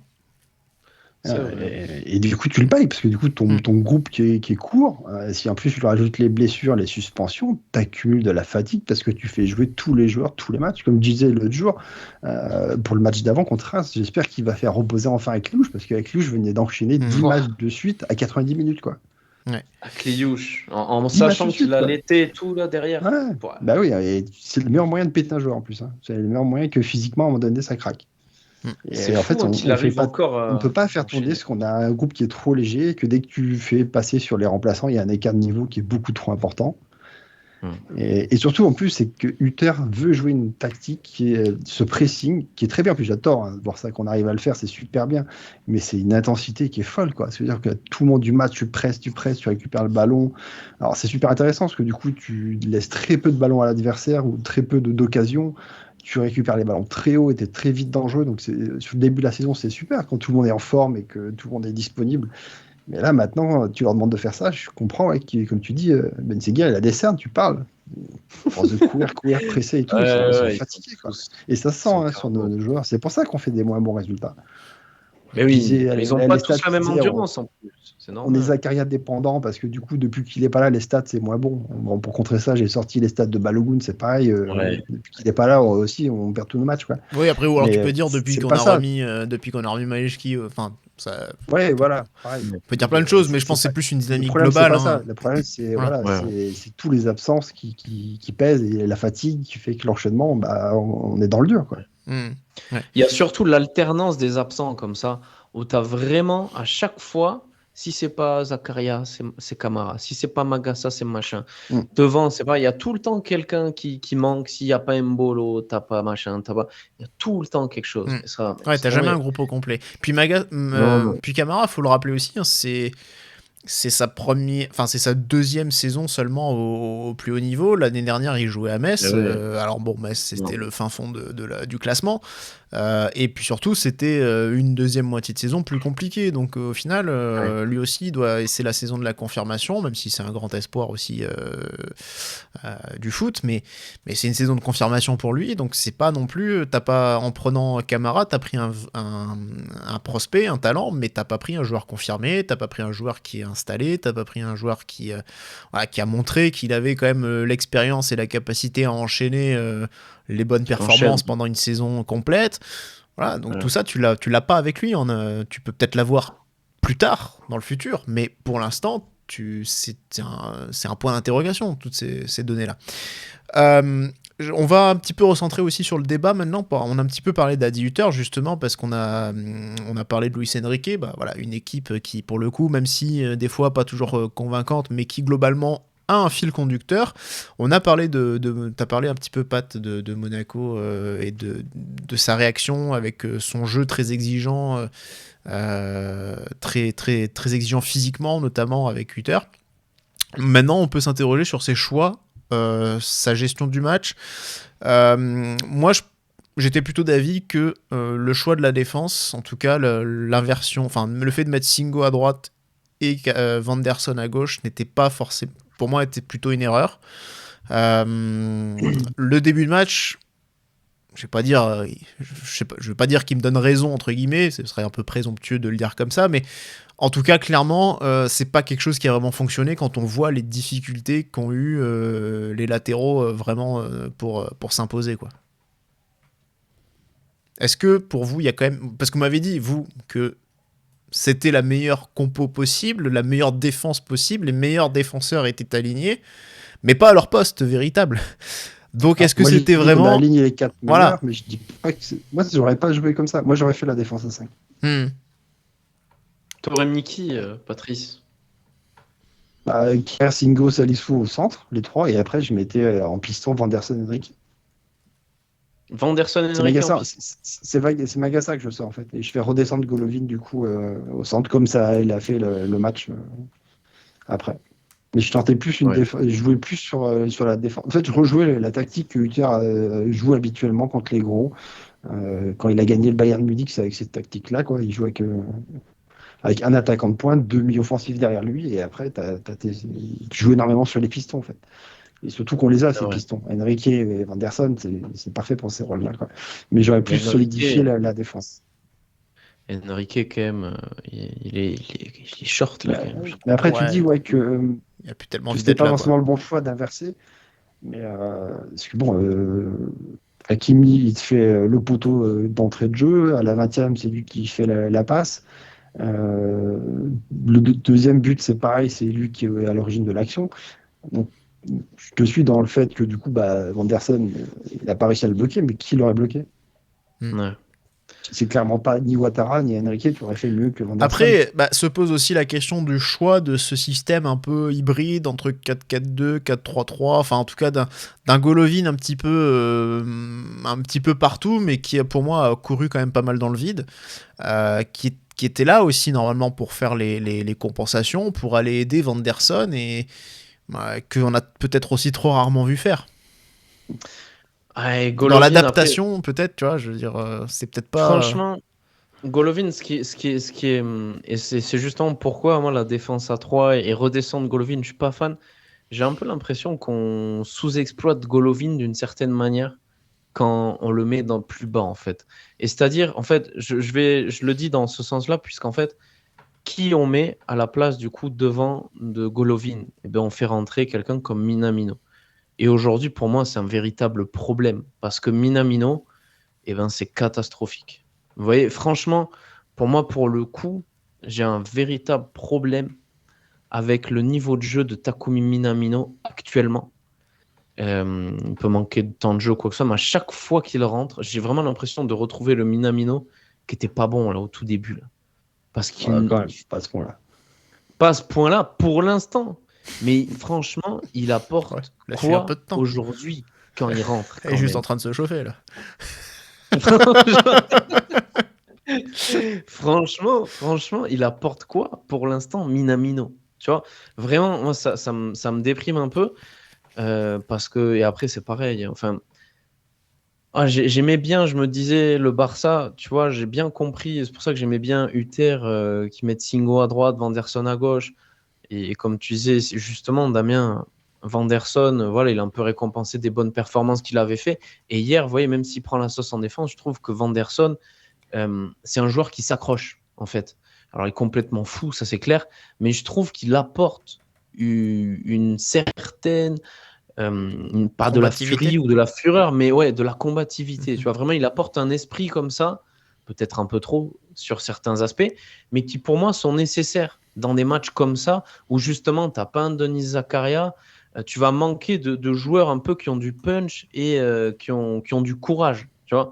Moi, c'est pour ça que je me disais, bon, après, effectivement, si tu enlèves Magassa pour mettre, pour mettre un défenseur en plus et faire entrer Enrique, bon, c'est vrai que bon, ça se tente aussi. Hein. Ça se tente Sur aussi, le mais choix est-ce que de- ouais, Je justement- dis pas qu'on aurait forcément fait améliorer ça, parce que du coup, tu te pénalises offensivement, forcément. Quoi. Et ouais, Mais je pense que tu as peut-être plus de solutions pour bloquer Hakimi et Dembélé. Comme ça. Dembélé, Parce que du coup, tu aurais Enrique sur Hakimi, mais du coup, Salissou est là aussi pour venir. Salissou, franchement. Après, Après sur Salissou est le. meilleur en défense à 3, je trouve, quand même. Franchement, parce que sinon, il est perdu, le gars, c'est bon. C'est bon. Salissou, Après, sur le match en lui-même, enfin, en tout cas, la première période, très clairement, bon, bah, c'était difficile défensivement, avec voilà, des latéraux, enfin, une oui. défense qui prenait l'eau, notamment les latéraux quand même. Mais est-ce que ça vous a étonné de ne pas avoir de changement de la part d'Uther, notamment Singo, qui était quand même, franchement très chanceux d'être encore là à la mi-temps. Est-ce que ça vous a pas étonné de ne pas le voir sortir? C'est-à-dire, par exemple, du coup, de remettre Vanderson à droite et à ce moment-là de faire soit rentrer Caio, soit rentrer Ouattara à gauche. Voilà, est-ce que ça vous a surpris? Après, est-ce que ça valait le coup aussi de le laisser sur le terrain? Est-ce que le premier changement, il intervient à la 74e et c'est parce que Camara se blesse qu'il le fait, il fait un changement, sinon il change rien. Alors, Il a plus de choix. il y a, Voilà. il y a peu d'options, je suis d'accord, mais J'allais il dire y a quand pareil. même, il y en a quand même peut-être quelques-unes. Enfin, en tout cas, encore une Alors- fois, t'as Ouattara, t'as Caio Henrique, qui certes, ok. Il est Nikena, pareil, d'accord, j'entends, mais bon, t'as quand même pas non Non, plus des. Mais ce qu'il dit, Patrice, c'est la clé, vraiment, dans le sens où il n'y a plus de choix. Et je pense qu'on a vu dans le passé que Adi Uther, s'il veut faire des changements, il les fait. Et il les fait à la 45e minute. Et c'est pour ça C'est-à-dire que qu'à la mi-temps, il change. Mais pourquoi il ne change pas? Parce qu'il n'a pas de solution. Mais c'est Pour ça lui, qui est. il n'avait pas de solution dans ce match-là. Tu vois? Bah, moi, pense. justement, tu dis, quand tu vois, il change. Notamment, des fois, il le dit, il change quand il y a un joueur qui est averti, qui est dans la zone, qui est pas loin de franchir la ligne jaune. Il le dit, bah, des fois, voilà, j'ai remplacé ce mec parce que lui, il avait déjà pris un carton. Voilà. Mais tu mets qui à la place de Singo, franchement? Et bah, tu remplaces soit Ouattara, soit Caio. Et tu mets Vanderson à droite. Gata est blessé, on peut plus, quoi. Putain, j'avais oublié qu'il était dans notre effectif. On rappelle, Attends, Thésée était suspendu sur ce match aussi, par exemple. Mais il n'a pas confiance, Uther, je crois, en Ouattara ou en Enrique. Caio Henrique, il a perdu le crédit. Ah, D'un c'est- côté, on Ouattara peut pas aussi. lui donner tort. On l'a tous on vu. peut quoi. comprendre, ouais, mais Offensivement, il apporte plus autant, et défensivement, c'est toujours pareil. Quoi. on peut comprendre. Ah, Mais c'est enfin, en pour tout ça. cas, le match de Singo lui donne pas raison, en tout cas. Hmm. Donc à un Singo, moment ce qui se donné, passe, c'est qu'il prend un jaune, donc après il fait n'importe quoi et voilà. Singo, il est décevant hier, mais bon, c'est c'est compliqué, mais franchement aujourd'hui, moi je ne changerai pas Singo, mettre Vanderson et Enrique. Vraiment, parce que Singo, si t'enlèves Singo, et là bonne chance. Voilà. Parce que là, franchement, si t'enlèves Singo là, c'est bon, c'est fini. Tu te fais trouer de partout. Enfin, ah bah, sur ce match. pour moi, c'est fini. Oui, mais non, mais, pire, toi, mais non, mais pire. toi, tu parles Ah d'un point de vue général, tu veux dire, ou tu parles Ah vraiment de ce ouais. match-là. Parce que sur ce match-là, tu peux De pas ce dire que si match-là, t'enlèves de ce Singo, tu te fais match-là. pas, tu te fais trouer. Si, Tu te fais déjà je trouer pense avec que lui. Tu te fais trouer encore plus. Je pense que tu galères, mais totalement. C'est-à-dire que c'est fini. Je pense dans la tête du terre, avec Singo, il avait vraiment un espoir, justement, que il savait qu'il est fondamental quand même, parce que c'est quand même un des meilleurs joueurs cette année, Wilfried Singo. Il est fondamental sur le terrain, que ce soit pour l'esprit, pour l'équipe ou quoi. Et que s'il le sort, imagine, tu perds, tu mets Caio Henrique. Il est sympa, Henrique. Ouattara, il est sympa aussi, mais Ouattara, à côté de Singo. Tu vois, c'est pareil, c'est Magassa à côté de Zakaria. Franchement, enfin, ça n'a rien à voir. Si tu sors Singo, là, c'est bon, c'est hasta luego. C'est bon. Là, hasta luego, Mari Carmen, comme on dit. C'est bon, là, c'est fini. Je crois que t'allais Moi, dire non, hasta non, non. luego, Maripane. Mais... Memo. Non, En non, tout non. cas, pour Adi Hutter, c'est une nouvelle défaite face à un gros du championnat. Pat, t'avais sorti les stats. Globalement, elles sont très très loin d'être à son avantage. Donc Ah on ouais. pourrait dire fort avec les faibles et faible avec les forts. Ouais, exactement. Genre, à part quelques petites erreurs contre des petits clubs, généralement, c'est la victoire et victoire assez nette, quoi. Et là, contre les grosses affiches, que ce soit en Ligue 1 ou en Coupe d'Europe, du coup, il a sur 18 matchs, c'est 5 victoires, 3 nuls, 10 défaites. Donc ça fait 1 point de moyenne contre les grosses équipes. Donc, comme je le disais tout à l'heure, c'est impossible d'essayer de les distancer si à chaque fois tu n'arrives pas. Et c'est quasiment 2 buts encaissés par match, quoi. Parmi les grosses équipes, on parle de Paris, Marseille, Lyon, Lille, t'as mis Nice aussi Nice. dans le lot. Alors, il n'y a pas Brest Nice, l'an côté dernier. derby, et le fait que j'ai regardé qui était depuis qu'Uther est en Ligue 1, quand tu fais le classement, Nice est dans le top 5. C'est mine de rien. Ah ouais. Incroyable. Bah oui, ils sont quand même bien classés cette saison. Et je rappelle qu'ils sont en Coupe d'Europe, c'est bien parce qu'ils ont fini aussi bien classés la saison dernière. Ouais, la Coupe à Mickey. Ils sont performants d'ailleurs en Coupe. Et ils sont 6e cette année, tu vois. Ouais. Oui, quand je Non. dis top 5, c'est top 5 adversaires. Donc forcément, Alors du coup, ça pose quand décale même un peu. autant hier c'était les limites plus globales de Monaco face aux champions en titre et aux futurs champions de l'année, de la saison. Ouais, c'est pas fini. C'est pas fini. Ne disons pas ça enfin. Il y a l'OM. Oh, C'est shut l'OM, faux, oh, shut l'OM. Oh. On est là encore. On est là. On est Mais, là. La deuxième saison. Franchement. Mais- Il y a mais- un champion. Mais est-ce que Il y a un finalement, champion. À Lyon qui va les chercher. Ils ont quoi, 15 points de retard et un match de retard. est-ce que Non, finalement, Lyon, ils alors tournent quand même très parce- très bien et ils ont une pépite qui arrive cet hiver. Ah bon? ouais, mais combien vont Bah, partir? ils ont Almeida qui arrive là. Ah ouais. Thiago- c'est vrai. Ouais, mais ils doivent là. vendre. Donc combien vont Ah, partir? après, ouais, ça, Ouais. c'est Combien autre chose, vont- mais là, Combien t'as vont un sacré signer à poste, Botafogo? Je sais pas comment l'intégration va se faire. Généralement, quand ils arrivent, les 6 premiers mois sont normalement extraordinaires. C'est après que c'est plus compliqué pour les Sud-Américains, mais quand ils arrivent aux intersaisons, généralement. John Textor qui envoie Ouais. Ernest Nuama et Ryan Cherki à Botafogo pour taper le PSG en Coupe du Monde des clubs. C'est une idée. Mais non, mais est-ce que du coup les limites du Turf face au gros, est-ce que justement voilà, on n'a pas là aussi touché un coach qui n'est pas qui n'arrive pas forcément à élever le niveau de jeu, ou en tout cas qui a une façon de jouer mais qui est trop facilement contré par d'autres équipes qui ont à peu près un niveau équivalent à celui de la SM. Des coachs aussi qui ont forcément qui sont peut-être un peu plus forts, ou en tout cas un peu meilleurs que ceux qui sont dans la moyenne standard de Ligue 1. Genre, je pense que quand même on va dire que De Zerbi a priori c'est quand même meilleur que Didier Digard, j'imagine. je pense. Voilà, donc Oui, voilà, quand même. face à une opposition plus forte sur le terrain et sur le banc de touche, voilà, est-ce qu'on voit pas justement à Eddie Hutter plus dans le rang, quoi, finalement. Alors, on s'attendait, évidemment, on va pas dire que c'est Guardiola non plus, mais voilà, finalement, il n'y a pas de... Il n'y a pas un petit truc en plus, quoi, quand on joue des grosses équipes, et c'est peut-être aussi un problème lié à l'entraîneur. Après, moi, je lui donnerais encore un peu de crédit contre les grosses équipes parce que il y a le fait que le calendrier fait qu'on s'est tapé tous les gros là maintenant, en fait. C'est-à-dire que là, tu vas t'enchaîner quand même Benfica, Arsenal, Marseille, Paris, Lille. Ouais, Tu les as ouais. tous joués là, et justement, c'est là où tu es le moins bien parce que physiquement, tu es dans le dur et tout, et donc tu as enchaîné tous ces matchs-là. Tu rentres en plus dans une spirale un peu négative, donc ça aide pas. Je demande à voir si on joue ces clubs qu'on est vraiment en forme et au complet, si on n'est pas capable quand même de faire d'autres résultats. Ouais, Avec après, des bons arbitres aussi, hein, parce que Marseille Oui. et Benfica, pour le coup, excusez-moi, mais quand vous jouez aussi, enfin, moi, ce qui s'est passé à Benfica, c'est pas innocent quand même. Aussi, parce que pour le coup, Singo qui se fait suspendre, vous voyez, bon, hier il s'est pas fait suspendre, on a la chance, mais il se fait suspendre pour le match d'après et il nous aurait bien servi malgré tout. Donc c'est vrai que aussi, non, Hutter, moi perso, j'ai confiance en Hutter. Vraiment, je pense que des coachs qu'on a vus dernièrement, quand je vois Philippe Clément, excusez-moi, mais Clément, il comprenait rien. Enfin, Clément, il était sympa peut-être, il était très gentil, mais non. Alors que franchement, Adi Hutter, les gars, j'ai peur qu'ils perdent le groupe, mais ça me donne pas cette impression-là.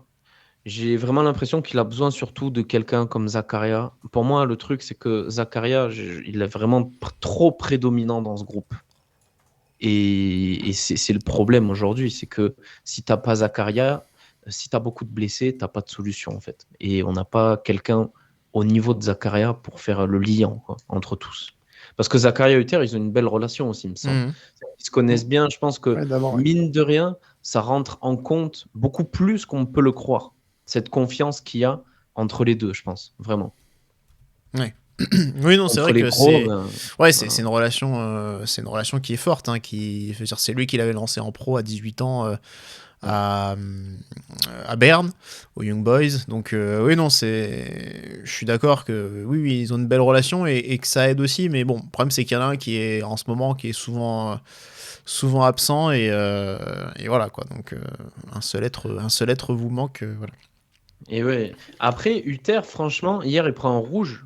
Ouais. Et C'est très rare quand même ça. écoutez, c'est rare, mais vous voyez, ça me déplaît pas non plus. Mais c'est un peu bizarre finalement. vois C'est un peu dur à comprendre cette nervosité qu'il a pu montrer parce que en plus, alors tu joues Paris et je peux comprendre que ce soit un match avec plus de tension, etc. Que c'est une équipe qui te met, voilà, t'as une pression qui est un peu plus forte forcément, mais Ouais. t'as quand même tous les faits de jeu qui vont en ta faveur et t'es quand même super nerveux quoi. C'est quand même un peu paradoxal je trouve presque. Ah, il veut gagner. Mais perso, c'est ce que j'aime, tu vois, genre, sur Adi Hutter, c'est que le gars, il le vit. Vraiment, il le vit avec le cœur. Et ça, c'est beau, je trouve. Franchement, le mec, ça se voit qu'il est impliqué. C'est pas un peu comme un Kovac, tu vois, mais un peu d'une certaine manière. Je trouve vraiment qu'il apporte quelque chose. C'est quelqu'un qui, il le vit, je trouve, ce gars. On est dur, on dit Hutter, il a pas d'idée, tout ça, ce qui est vrai, hein, peut-être, mais il a surtout pas de solution. Et moi, je suis content de voir un coach qui se bat, même si on a un contexte. Franchement, le contexte, c'est le même pour les deux équipes. C'est normal qu'Adi Hutter, il s'énerve, il soit fou ou quoi que ce soit quand il peut y avoir un penalty sifflé ou quoi, sachant qu'en plus, il n'a pas le ralenti nécessairement quoi. Mais moi, je trouve ça bien d'avoir un mec qui gueule, qui vient s'exclamer comme ça parce qu'il veut gagner, quoi. Il veut gagner. Et après, bon, pour Ouais, son mais truc ça perso aussi, l'a il est jamais dans la empêché merde, d'être bon. toujours très respectueux Tranquille. et très calme, enfin globalement Mais assez ouais, calme mais- par rapport aux arbitres. Enfin, justement, à chaque fois, bon, il y a que l'autre serbe, non slovène là de Benfica qui lui a foutu un jaune parce qu'il est devenu lui demander des explications à la fin du match, tu vois. Mais globalement, bon, il arrive, Ah, bah, même s'il peut avoir hier. quelques emportements, mais jusqu'à présent, il a toujours fait preuve de self-control, etc. Donc là, c'est quand même Ouais. plutôt rare. Bon, Ah, Bon, ben, après, c'est aussi le Texier qui. Oui. Oui, qui était Là, déjà un c'est peu là, nerveux. clairement. C'est lui qui était un peu nerveux, oui. Tu dois mettre Aussi. un jaune. Mm. T'as premier avertissement verbal, ok. Deuxième avertissement, tu mets la jaune, quoi.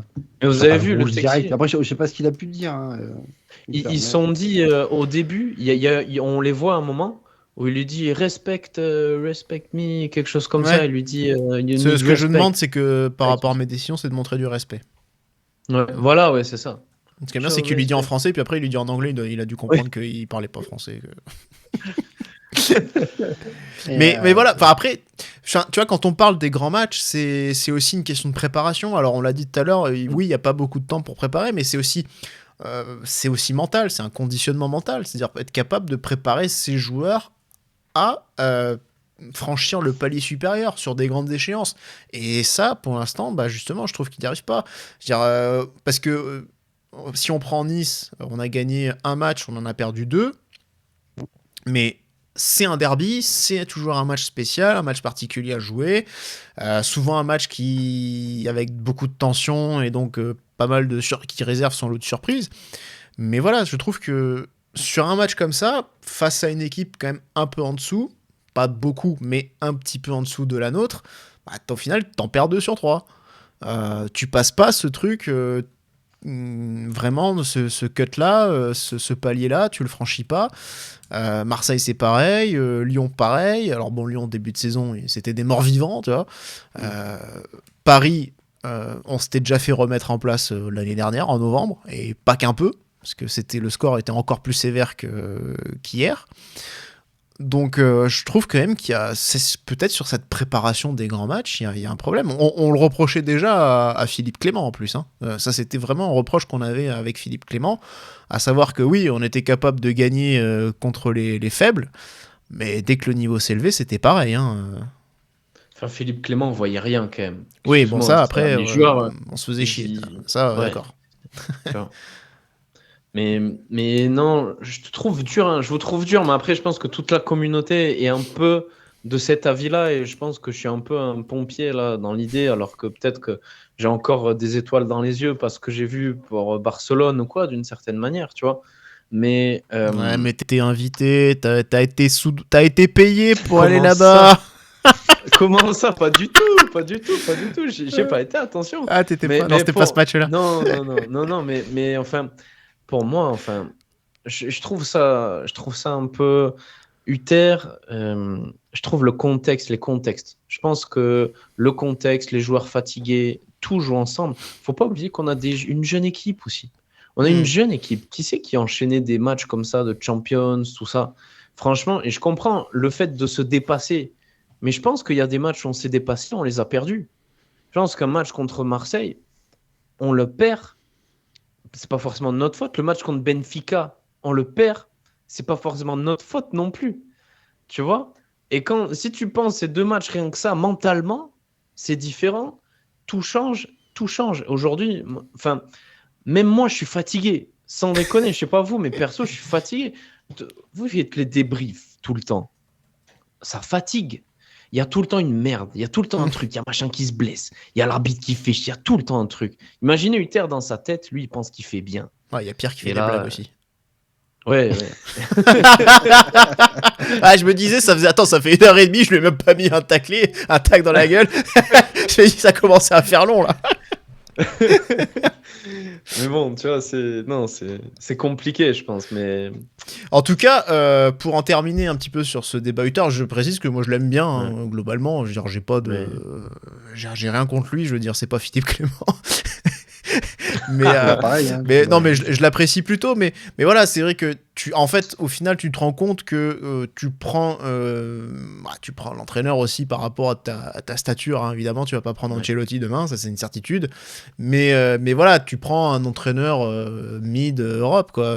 Donc on va dire Kovac, Clément, c'est aussi un petit peu la même chose. Après, il y a des différences de style, de jeu, mais globalement, c'est un peu la même chose. Donc moi je l'aime bien, hein, après tout, il a quand même montré aussi il y a eu quand même eu des belles performances, hein, avec lui. Mais voilà, je pense que peut-être on a quand même un entraîneur qui montre certaines limites dans ces moments-là. Et j'ai envie de dire, si on veut aller peut-être un petit peu plus loin, la question ce serait peut-être de la prolongation d'Hutter. Parce que c'est un sujet qui est sur la table. À la place d'Hutter, vous prendriez qui, du coup, si on le prolonge pas?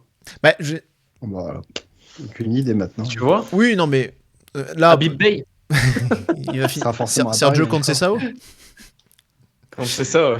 Mais non, mais sans parler de savoir qui prendre, même si parce qu'encore une fois, je pense qu'un mec comme Hutter, dans les Ça peut compétences techniques, tu dois en avoir pas mal, à mon avis, comme lui. Après, c'est une question de philosophie, c'est le jeu qui veut mettre en place et que demande la direction, c'est aussi la capacité à intégrer des jeunes joueurs de l'académie, parce que c'est le projet, etc. Après, voilà, il a un bon relationnel, moi je le trouve très intéressant dans son côté humain, justement, dans son relationnel avec les joueurs, que j'apprécie beaucoup. Donc, ça me pose pas de problème, et certains, comme Kovac, justement, étaient pas forcément aussi proches comme ils pouvaient l'être. Donc, il y a quand même des différences, mais voilà. En tout cas, je trouve que la prolongation, c'est un sujet. Sa prolongation de contrat, c'est un sujet. Forcément, quand t'es invaincu pendant 1 mois et demi, 2 mois, t'as envie de prendre, entre guillemets, une décision, je vais pas dire hâtive, mais qui est de dire, il faut le blinder, ça fonctionne bien, il faut qu'il reste. Je pense que on tiendrait pas forcément le même discours là aujourd'hui fin décembre que fin septembre. Et on sait que lui, pour le coup, il aimerait bien que ce soit réglé assez rapidement, dans début 2025, genre au printemps, que ça puisse être déjà réglé pour qu'il se projette ensuite sur la suite. Je le vois pas, il n'y a pas de raison pour l'instant, je pense, de s'en séparer, de le faire partir, voilà. Même si, voilà, je me dis, voilà, la question le sujet de sa prolongation, ça peut mériter d'être posé. Je veux dire, on peut pas peut-être se fermer à une bonne option qui pourrait se présenter non plus, si jamais. Maintenant, après, voilà, il y a aussi la question de la stabilité. C'est vrai que c'est bien d'avoir un peu de continuité avec le staff aussi, quoi.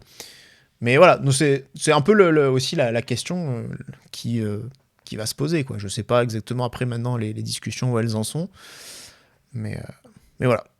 C'est un bon gars, Oui, non, ça, il est très très bien, je dis pas. C'est dur, hein, après c'est normal, c'est lui qui prend toutes les répercussions, mais vraiment quand je vois que c'est en train, franchement, je sais pas, quand vous voyez l'équipe qui joue et tout, je trouve, il y a de la liberté, il y a du jeu, tu vois, c'est malheureux, hein, mais je sais pas comment dire, mais ou parfois, regarder le match contre Reims, c'est un bus en face, donc on galère, bon ça c'est chiant, hein, mais pour moi, ce qu'il faut franchement, au-delà du terre, c'est des joueurs, quoi. Et ça, c'est le mercato. C'est un 6, c'est un 9. Principalement, ça, t'as 2 gros manques, quoi. Ouais, après, on peut pas tout défausser sur Hutter. On peut pas tout défausser sur Hutter, effectivement, les manques, etc. Il y a aussi une responsabilité, évidemment, de la direction à ce niveau-là, quoi. Ça fait quand même 1h30. On a quasiment pas fait les tops et les flops, et je sais qu'on avait encore beaucoup pour dire. C'est terrible. C'est terrible. Le top de cette rencontre, Marnay-Sacliouche, je pense qu'il n'y a pas de débat. Je l'ai dit tout à l'heure, première période, deuxième période, rien à voir, le jour et la nuit. La première cata, la deuxième, vraiment, il était dans tous les bons coups, décisif à 2 reprises. Pat, je pense que voilà, unanimité sur le fait que ce soit notre top. Ah bah, clairement. Les dribbles qu'on le voit faire actuellement, les crochets qu'il fait, qui met dans le vent tous les défenseurs de Ligue 1. Alors quand c'est contre Toulouse, Reims et tout, on peut se dire encore. Mais là, clairement, il les fait sur des très très bons défenseurs européens, quoi. Il les a mis complètement dans le vent sur ses crochets et tout, quoi. C'est impressionnant, quoi. Sur cette deuxième mi-temps, elle est vraiment énormissime, quoi. Il y avait Didier Deschamps, j'espère qu'il a bien vu. Parce que clairement, il y a un énorme potentiel sur ce joueur, quand même, quoi. Et sur sa deuxième mi-temps, il l'a bien montré. Il fait une passe décisive, mais clairement, il peut finir avec 3, quoi. Si Minamino et Mbolo arrivent un peu plus à pousser, quoi. C'est dommage, voilà, il n'a pas pu prendre sa chance. Il n'a pas eu d'occasion où lui, il est en position de frappe, hormis l'action où, du coup, qui amène le penalty. Hein. Mine de rien, il est aussi décisif à ce niveau-là. On aurait été en Allemagne, il aurait eu une passe décisive pour ça. Donc, non, un très très gros match de sa part. Et pour moi, oui, c'est vraiment celui qui ressort le plus, que c'est. Il est décisif sur la deuxième mi-temps. Alors là, il y a un débat. Moi, j'avais mis Mbolo dans mes tops. Et oui. Alors, je sais que vous n'êtes pas du tout d'accord. Cliouche, il dribble quand même Lucas Hernandez. Franchement, ça c'est stylé. Franchement, à un moment, il le prend à l'intérieur et à l'extérieur. Ça, c'est fantastique. Ouais, il n'y a pas photo. Mbolo, tu mettrais Mbolo, pourquoi ? Parce qu'il a mis un but. Franchement. Non, parce que justement, il y a des bonnes déviations, mine de rien. La première action de Ben Seguir, c'est lui qui fait la déviation. Alors, je suis Kane, il d'accord. fait des bons arrêts aussi. Hein. Oui, il a fait des bons arrêts. Bah oui. Mais Eh non, oui. mais après, effectivement, il y a ce problème de vendange. Il y a 3 frappes, une tête qui sont à côté. Ça, c'est un problème. Mais il y a quand même un but. Mais je trouve que voilà, il a été beaucoup plus présent dans le jeu, alors que on avait été habitué quand même ces dernières semaines à Mbolo qui n'existe même pas dans le jeu, quoi. Donc les problèmes de finition, ça reste récurrent, même s'il a marqué. Mais là, il y a eu de la présence, je trouve, justement dans le jeu. Il a vraiment emmerdé Pacho, Marquinhos. Il les a vraiment embêtés. Donc pour moi, c'est quand même positif, notamment aussi sur la fin. Là, on parlait tout à l'heure de l'action de Minamino. Il y a aussi une feinte de corps très intelligente de sa part pour laisser le ballon passer. Donc moi je trouve qu'il a vraiment été intéressant dans le jeu, c'est pour ça que je le mettais dans mes tops. Voilà. Ouais. Je sais que voilà, t'es pas d'accord. Dans les tops, tu vois, moi perso, je le mettrais en encouragement, tu vois, c'est bien. Qu'ils prennent de la confiance, tu vois, genre, c'est clair qu'il a tellement été catastrophique dernièrement et que c'est compliqué que moi, Brelem Bolo, je l'adore. Depuis qu'il est arrivé, franchement, c'est un joueur que je kiffe. Quand il était à l'Euro là, en 2021, il avait été exceptionnel contre l'équipe de France. Moi, j'avais adoré ce gars. Et vraiment, je trouve que c'est un bon gars. Ça se voit que ce mec, c'est un bon gars. Tu vois, vraiment, je pense que même dans l'équipe, c'est quelqu'un avec bon esprit, vraiment. Et ça me fait de la peine de voir comme il est. Non, mais là, ça va mieux, c'est sûr. Ça va mieux, mais de là mettre un top, bon. Après, tu vois, j'en attends beaucoup plus de lui, quoi, en fait. C'est tout. Hein. Je sais Ouais, pas, mais Patrice, toi, si t'en faut se attends beaucoup contenter, plus de tu lui, vois, mais moi, perso, petit à c'est- petit. Là, il faut se considérer Ouais, que ouais. il est au 36e dessous, donc il faut qu'il accepte Ah bah là, oui. que voilà, Ouais. il remonte au 35, niveau 34, niveau C'est 33, voilà, petit à petit, donc pierre par pierre, étape par étape. Voilà, il y a C'est vrai. donc chaque but est une petite étape, une petite pierre à porter à l'édifice pour le reconstruire. Il y a un autre joueur qui va un petit peu faire débat. Là, cette fois, les rôles sont inversés. C'est Alexander Golovin, que tous les deux, je crois, si je dis pas de bêtises, vous avez plutôt tendance à mettre dans les tops. Pour moi, derrière Akliouche, pour moi, après, oui, j'ai Ben Seguir et Golovin qui font un bon match. Golovin, je trouve que même s'il n'est pas décisif, parce que du coup, il est très rarement en position du coup, de pouvoir frapper ou de faire des passes vraiment qui ont été clés. Il était très présent au milieu de terrain, beaucoup en déviation, beaucoup pour contrôler, perdu peu de ballons. Je n'ai pas trop souvenir de l'avoir vu perdre énormément de ballons. Même s'il était censé être milieu gauche, j'ai trouvé qu'il était quand même beaucoup au contact des deux autres milieux sur son côté, quoi. Mais je veux dire, D'où le fait que beaucoup aient vu un dans la 4-3-3. construction du jeu. Oui, d'où ouais, mais dans le 4-3-3, il le place au milieu offensif sur l'équipe, quoi. Oui, relayeur. Pour moi, il est clairement mais il est dans ce rôle du coup de milieu de terrain pour la construction. Et j'ai trouvé qu'il était quand même très précieux sur toute la période, en tout cas où on est bon. Il perd peu de ballons, il arrive à passer les Parisiens. Des fois, ils sont deux sur lui, il arrive quand même à dribbler, à passer les Parisiens. Il fait cette superbe ouverture pour Akliouche sur le deuxième but. Donc je trouve qu'il était plutôt dans le côté positif. Ouais, moi justement, je trouve qu'il y a beaucoup de mauvaises décisions dans le jeu, dans les orientations. Il y a plusieurs situations de contre où il fait pas les bons choix. Des ballons perdus aux abords de la surface alors que tu es en situation un petit peu pour acculer l'adversaire. Je trouve que voilà, il y a du déchet, et globalement, il y a assez peu, à mon goût, d'influence sur le jeu. Donc ouais, j'étais plutôt tendance à, pour moi, en faire un petit flop, quoi. Après, ça se justifie. Hein. Vas-y, Patrice, excuse-moi. Non, j'allais juste dire que dans ce match, moi, hormis les trois que je t'ai cités, et Mbolo, que je trouve qu'il fait un match correct, le reste. Si je ressors Golovin, c'est aussi parce que derrière, il n'y a rien. Ouais. La défense, on ne peut même pas en parler. Ouais. Même si Vanderson ne fait pas un mauvais match, mais bon, comme on l'a dit tout à l'heure, Hakimi et Dembélé sont quand même bien amusés sur son côté. Les milieux de terrain, c'est pareil. Du coup, forcément, il ne te reste plus rien. Donc, forcément, oui, je vais ressortir Golovin et Ben Seguir qui font pas un match extraordinaire du tout, mais comparé au reste de l'équipe, ils sont dans le haut du panier, quoi. Ouais, bon, je peux comprendre, mais c'est vrai que moi, du coup, pour le coup, j'ai tendance à attendre plus de lui sur ce match. Sur ce genre de match. Ouais. Donc, pour moi, c'est une déception. C'est là le problème où, genre, par exemple, Golovin, c'est là où je trouve qu'on le sous-exploite en le faisant redescendre. Parce que vraiment, moi, tu vois, C'est-à-dire que ce joueur, quand même, quand tu mets quelqu'un à sa place qui va être Minamino ou quoi, ben c'est là où ça marche pas, je trouve. Franchement, Golovin, pour moi, il apporte beaucoup plus de choses intéressantes. Je trouve que ça combine beaucoup mieux avec Ben Seguir, avec Akliouche, avec tous. En fait, j'ai vraiment l'impression qu'il y a beaucoup plus de synergie entre eux qu'avec un Minamino ou quoi. Tu vois, alors que Golovin, après, je trouve qu'il est constant aussi. Dans le rôle qu'il a d'une certaine manière. Après, je pense qu'on a vu ses limites à Golovin aussi. Et surtout, il est un peu bridé clairement, oui. dans son rôle et dans cette équipe. Vraiment. J'ai l'impression qu'il est un peu bridé. Il a un peu du mal à trouver sa place, mais c'est parce que qu'est-ce que Hutter va lui demander aussi concrètement à Alexander Golovin? De jouer là, après il faut redescendre. Je sais pas trop comment ça se passe la relation entre les deux, mais je pense qu'il est un peu bridé sur ça. Et franchement, ce que disait Patrice, Golovin, il apporte bien quand même. Ça me plaît beaucoup, hein, franchement. Et l'ouverture qu'il fait, c'est un caviar quand même. Excusez-moi, c'est pas un truc facile à faire. Vraiment. Ouais, Moi, pour je te rejoins moi, c'est dans un le peu sens le seul bridé. truc. Je te rejoins dans le sens bridé dans le fait que son rôle qu'il avait avant, où il a été très très bon la saison dernière, très offensif et tout, ce rôle-là, il ne l'a plus parce que c'est Ben Seguir qui l'a pris. C'est Ben Seguir qui joue le rôle que Golovin avait l'année dernière, qui est très offensif, qui porte le ballon et tout. Et Golovin, du coup, même si des fois il rejoue quand même à son poste, il n'a plus du tout le même rôle.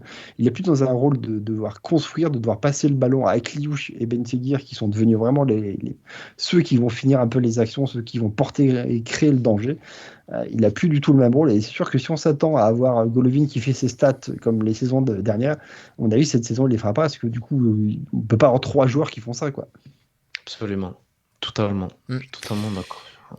Les flops maintenant, le giga grand flop, c'est Wilfried Singo. Hein, il n'y a aucun doute, hein, je pense là-dessus. Il a été absolument dépassé à tout moment, que ce soit défensivement sur 3 buts impliqués. Sa grosse semelle, même si on le rappelle que c'est involontaire, mais bon, c'est un moment où tu dois pas finir le match en réalité. Et en fait, il y a rien qu'à fonctionner. Donc voilà, c'est un mauvais match pour Wilfried Singo, c'est rare, ça arrive, mais bon. Voilà. Moi, je pense que poste de latéral, c'est vraiment pas là où il doit être. Pour moi, c'est un défenseur central. Je considère que le mettre latéral droit, c'est pas forcément lui rendre service, même s'il y a beaucoup joué au Torino, mais je pense que faut oublier, c'est pas un joueur, il a pas non plus assez technique aussi pour ça. Clairement, il y a un manque à ce niveau-là. Donc voilà. Puis surtout, ce que j'ai pas aimé, en fait, c'est son agressivité mal placée, mal contrôlée, en fait. C'est-à-dire que t'as un premier avertissement, t'as déjà un carton jaune, la faute que tu fais derrière, franchement, tu dois vraiment prendre conscience qu'il faut absolument canaliser cette agressivité. Et il est incapable de le faire, même si c'est pas une agressivité méchante pour faire mal, mais voilà, il est incapable, et c'est pas la première fois qu'on le voit, de se maîtriser souvent. C'est pas la première fois que ça lui porte préjudice. Là, pour le coup, ça lui va porter préjudice. Mais ça lui a déjà porté préjudice, justement. Et on dirait qu'il n'est pas capable de comprendre ça. Voilà. Donc, il va vraiment falloir qu'il apprenne à ce niveau-là, quoi. Parmi les autres, trop fort dans les contacts, hein, quand même. Puis, il est très très bon, je trouve. Et ça, faudrait pas qu'il se fasse catalégouer comme ça, quoi, parce que très rapidement après les arbitres vont rapidement sortir des cartons contre lui pour le calmer, quoi. Et c'est pas bon pour nous, quoi. Et c'est vrai que ça fait plusieurs matchs qu'on le voit où quand il rentre dans l'arbre des joueurs, quoi. Bien sûr, il fait pas semblant. Est-ce qu'il est pas un peu aussi fatigué, ou est-ce qu'il est pas en surchauffe peut-être, je sais pas trop. Mais j'ai vraiment l'impression que il est pas forcément, il est un peu sorti de ça. Je pense que ça va lui faire du bien. Ça fait partie des joueurs, vraiment, je pense qu'il a besoin genre de déconnecter là pendant la trêve, vraiment. Et il va revenir tranquillement. Ça me donne cette sensation là. Mais hier, il est pas bon, mais les gars. Oui, vas-y. Termine. Salissou. Du coup, ce que je voulais dire, c'est avant de parler de Salissou, mais du coup, il sera suspendu pour le trophée des champions. Singo. Qui ça? Singo. Ouais. Ah bah écoutez, tant mieux. Mettons que de U19, franchement, dans cette compétition-là, c'est... Je sais pas si on a le droit, ceci dit. Hein. Parce que, est-ce qu'il n'y a pas comme règlement c'est nombre ça. de joueurs d'écart entre les 2 feuilles de match qui se suivent. Voilà. Ah ouais? Ouais. C'est incroyable ça. Eh ouais, c'est pas la fête du slip, la Ligue 1, mon gars. C'est pas non plus. Ah ouais, t'as raison. C'est vraiment quel championnat. Putain, sans déconner. Mais ça a quoi à voir en plus avec la Ligue 1, le trophée des champions? Bah, c'est les compétitions organisées par la LFP, mais ça marche aussi pour la Coupe de France, hein, je crois. Si, c'est... Et pareil. T'as- C'est pour ça que Oh. qu'on avait on avait bazardé la Coupe de France en 2017. On avait quand même des gros joueurs qui étaient sur le banc, même s'ils n'ont pas joué. Quand même. Ouais. C'était pour avoir justement le le quota. quota. Ah ouais. Ouais, franchement. Bon, après, J'avais même- ça va, le quota, bien vu les joueurs qu'on a fait jouer ce jour-là. Quoi. Le quota, Ouais. il n'est pas non plus très très élevé. Quoi, donc, Oui, mais bon, voilà. Alors, du coup, le reste de la défense, parce que clairement, c'était le gros flop après sur cette rencontre. Singo, Kerrer, Salissou.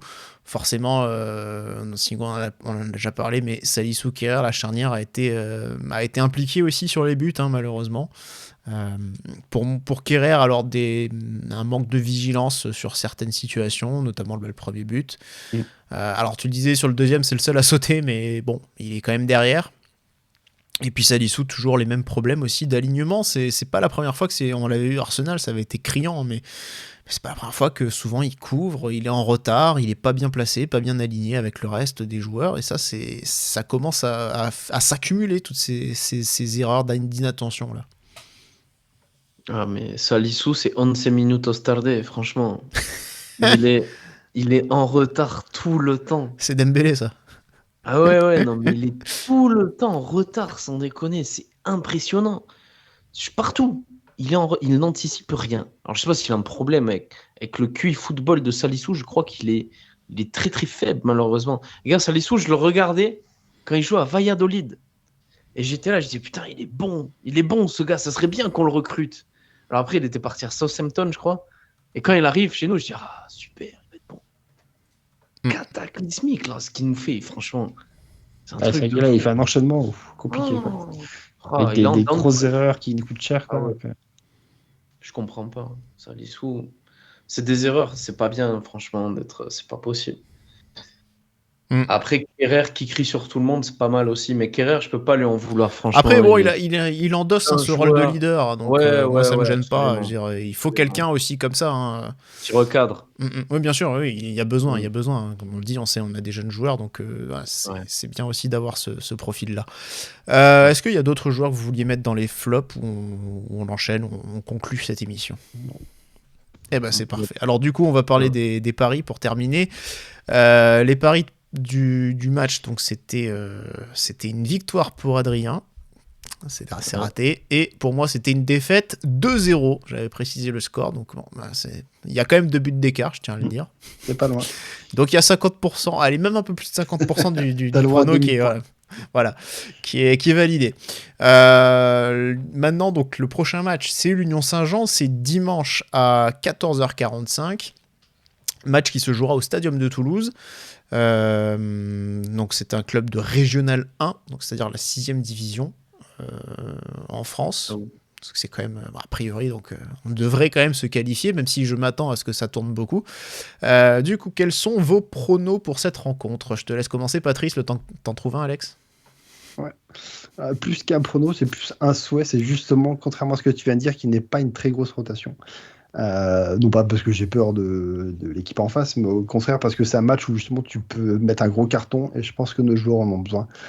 De toute façon, tu as la trêve derrière, ils vont pouvoir se reposer. On vient d'enchaîner une seule victoire en 6 matchs. Je pense que l'état mental, il doit pas être terrible. Et laisser partir là-dessus pendant la trêve, je pense que ça va gamberger, c'est pas forcément bon.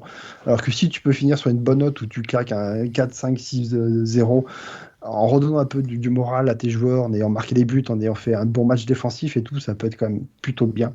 Donc voilà, c'est pas forcément un prono, donc s'il faut dire un prono, je vais dire aller un doublé d'Ilikena, histoire de dire un prono, quoi. Mais voilà, j'aimerais quand même qu'il n'y ait pas trop une grosse rotation sur ce match-là. Alex, de ton côté, t'as un prono à nous faire? Je suis totalement d'accord avec ce que dit Patrice. C'est vrai qu'il faut vraiment il faut se refaire la tête là un peu, franchement. Faut relever la tête, ça va être l'occasion qu'il n'y ait pas trop de rotation, comme ça serait bien. Et moi, j'espère, je vois une bonne victoire bien énervée, genre 6-1. Voilà, je sais tes matchs. J'aimerais bien. Même si Liénard la va prendre clean un but. sheet serait C'est vrai, ouais, j'ai un peu peur de ça. J'aimerais une clean sheet, mais je sais pas, dans ce genre de match, je m'attends à tout. Donc je vois bien un petit 6 hein, comme ça, avec une belle attaque et que ça joue avec des buts, que ce soit qu'il y ait Ben Seguir, qu'il fasse un doublé, que Mbolo aussi puisse remettre. Il est Nikena aussi. Et allez, tiens, pourquoi pas Golovin. Et quant à moi, eh bien, vous allez avoir la révélation Simon Boisbré sur ce match. Voilà. Ah, je le vois titulaire. Voilà, c'est mon prono. Si ça se trouve, il sera même pas dans le groupe. Non, je pense qu'il y aura quand même pas mal de jeunes joueurs, hein, mais voilà, je pense qu'il sera pas forcément titulaire, mais en tout cas, je pense que il va jouer. Mais voilà, je le vois bien titulaire et allez, j'ai envie de croire à une belle rencontre de sa part pour qu'il nous dise ah tiens, voilà, on a la relève qui est déjà là. En prono SM, c'est but de Boisbré que j'ai mis en question. Enfin, une des questions, c'était est-ce qu'il va mettre un but. Et ben voilà. Bon bah en tout cas merci Alex d'avoir fait cette émission avec nous, merci à toi Patrice également. Merci à tous ceux qui sont allés jusqu'au bout, mine de rien, parce que je pense voilà. Là, on avait inauguré le double débrief la semaine dernière. Là, on a carrément fait un double débrief, mais juste sur la durée. En fait. Ah ouais. Je suis désolé, hein, mais ça, c'est parce que je raconte plein de conneries, hein, je pense. C'est pour ça. Ah, mais je vais les couper au montage, t'inquiète. Bon, ça va alors. Ça va. On va passer à une heure bien tassée, t'inquiète. C'est très bien. Bon, en tout cas, et puis on dédie ce débrief, en tout cas je dédie ce débrief à un tout nouveau supporter de l'AS Monaco qui vient de voir le jour. Il se reconnaîtra pas encore parce que clairement il n'a pas les facultés cognitives pour le voilà. Mais son papa et peut-être sa maman se reconnaîtront, donc on les embrasse. Voilà. Félicitations bravo, à vous. Donc en tout cas merci encore Alex et merci Patrice et merci à tous de nous avoir suivis. On vous donne rendez-vous fin de semaine donc pour le débrief du match entre Monaco et l'Union Saint-Jean. Salut à tous et Dag Monego. Ciao. Monego. Ciao. Et bisous.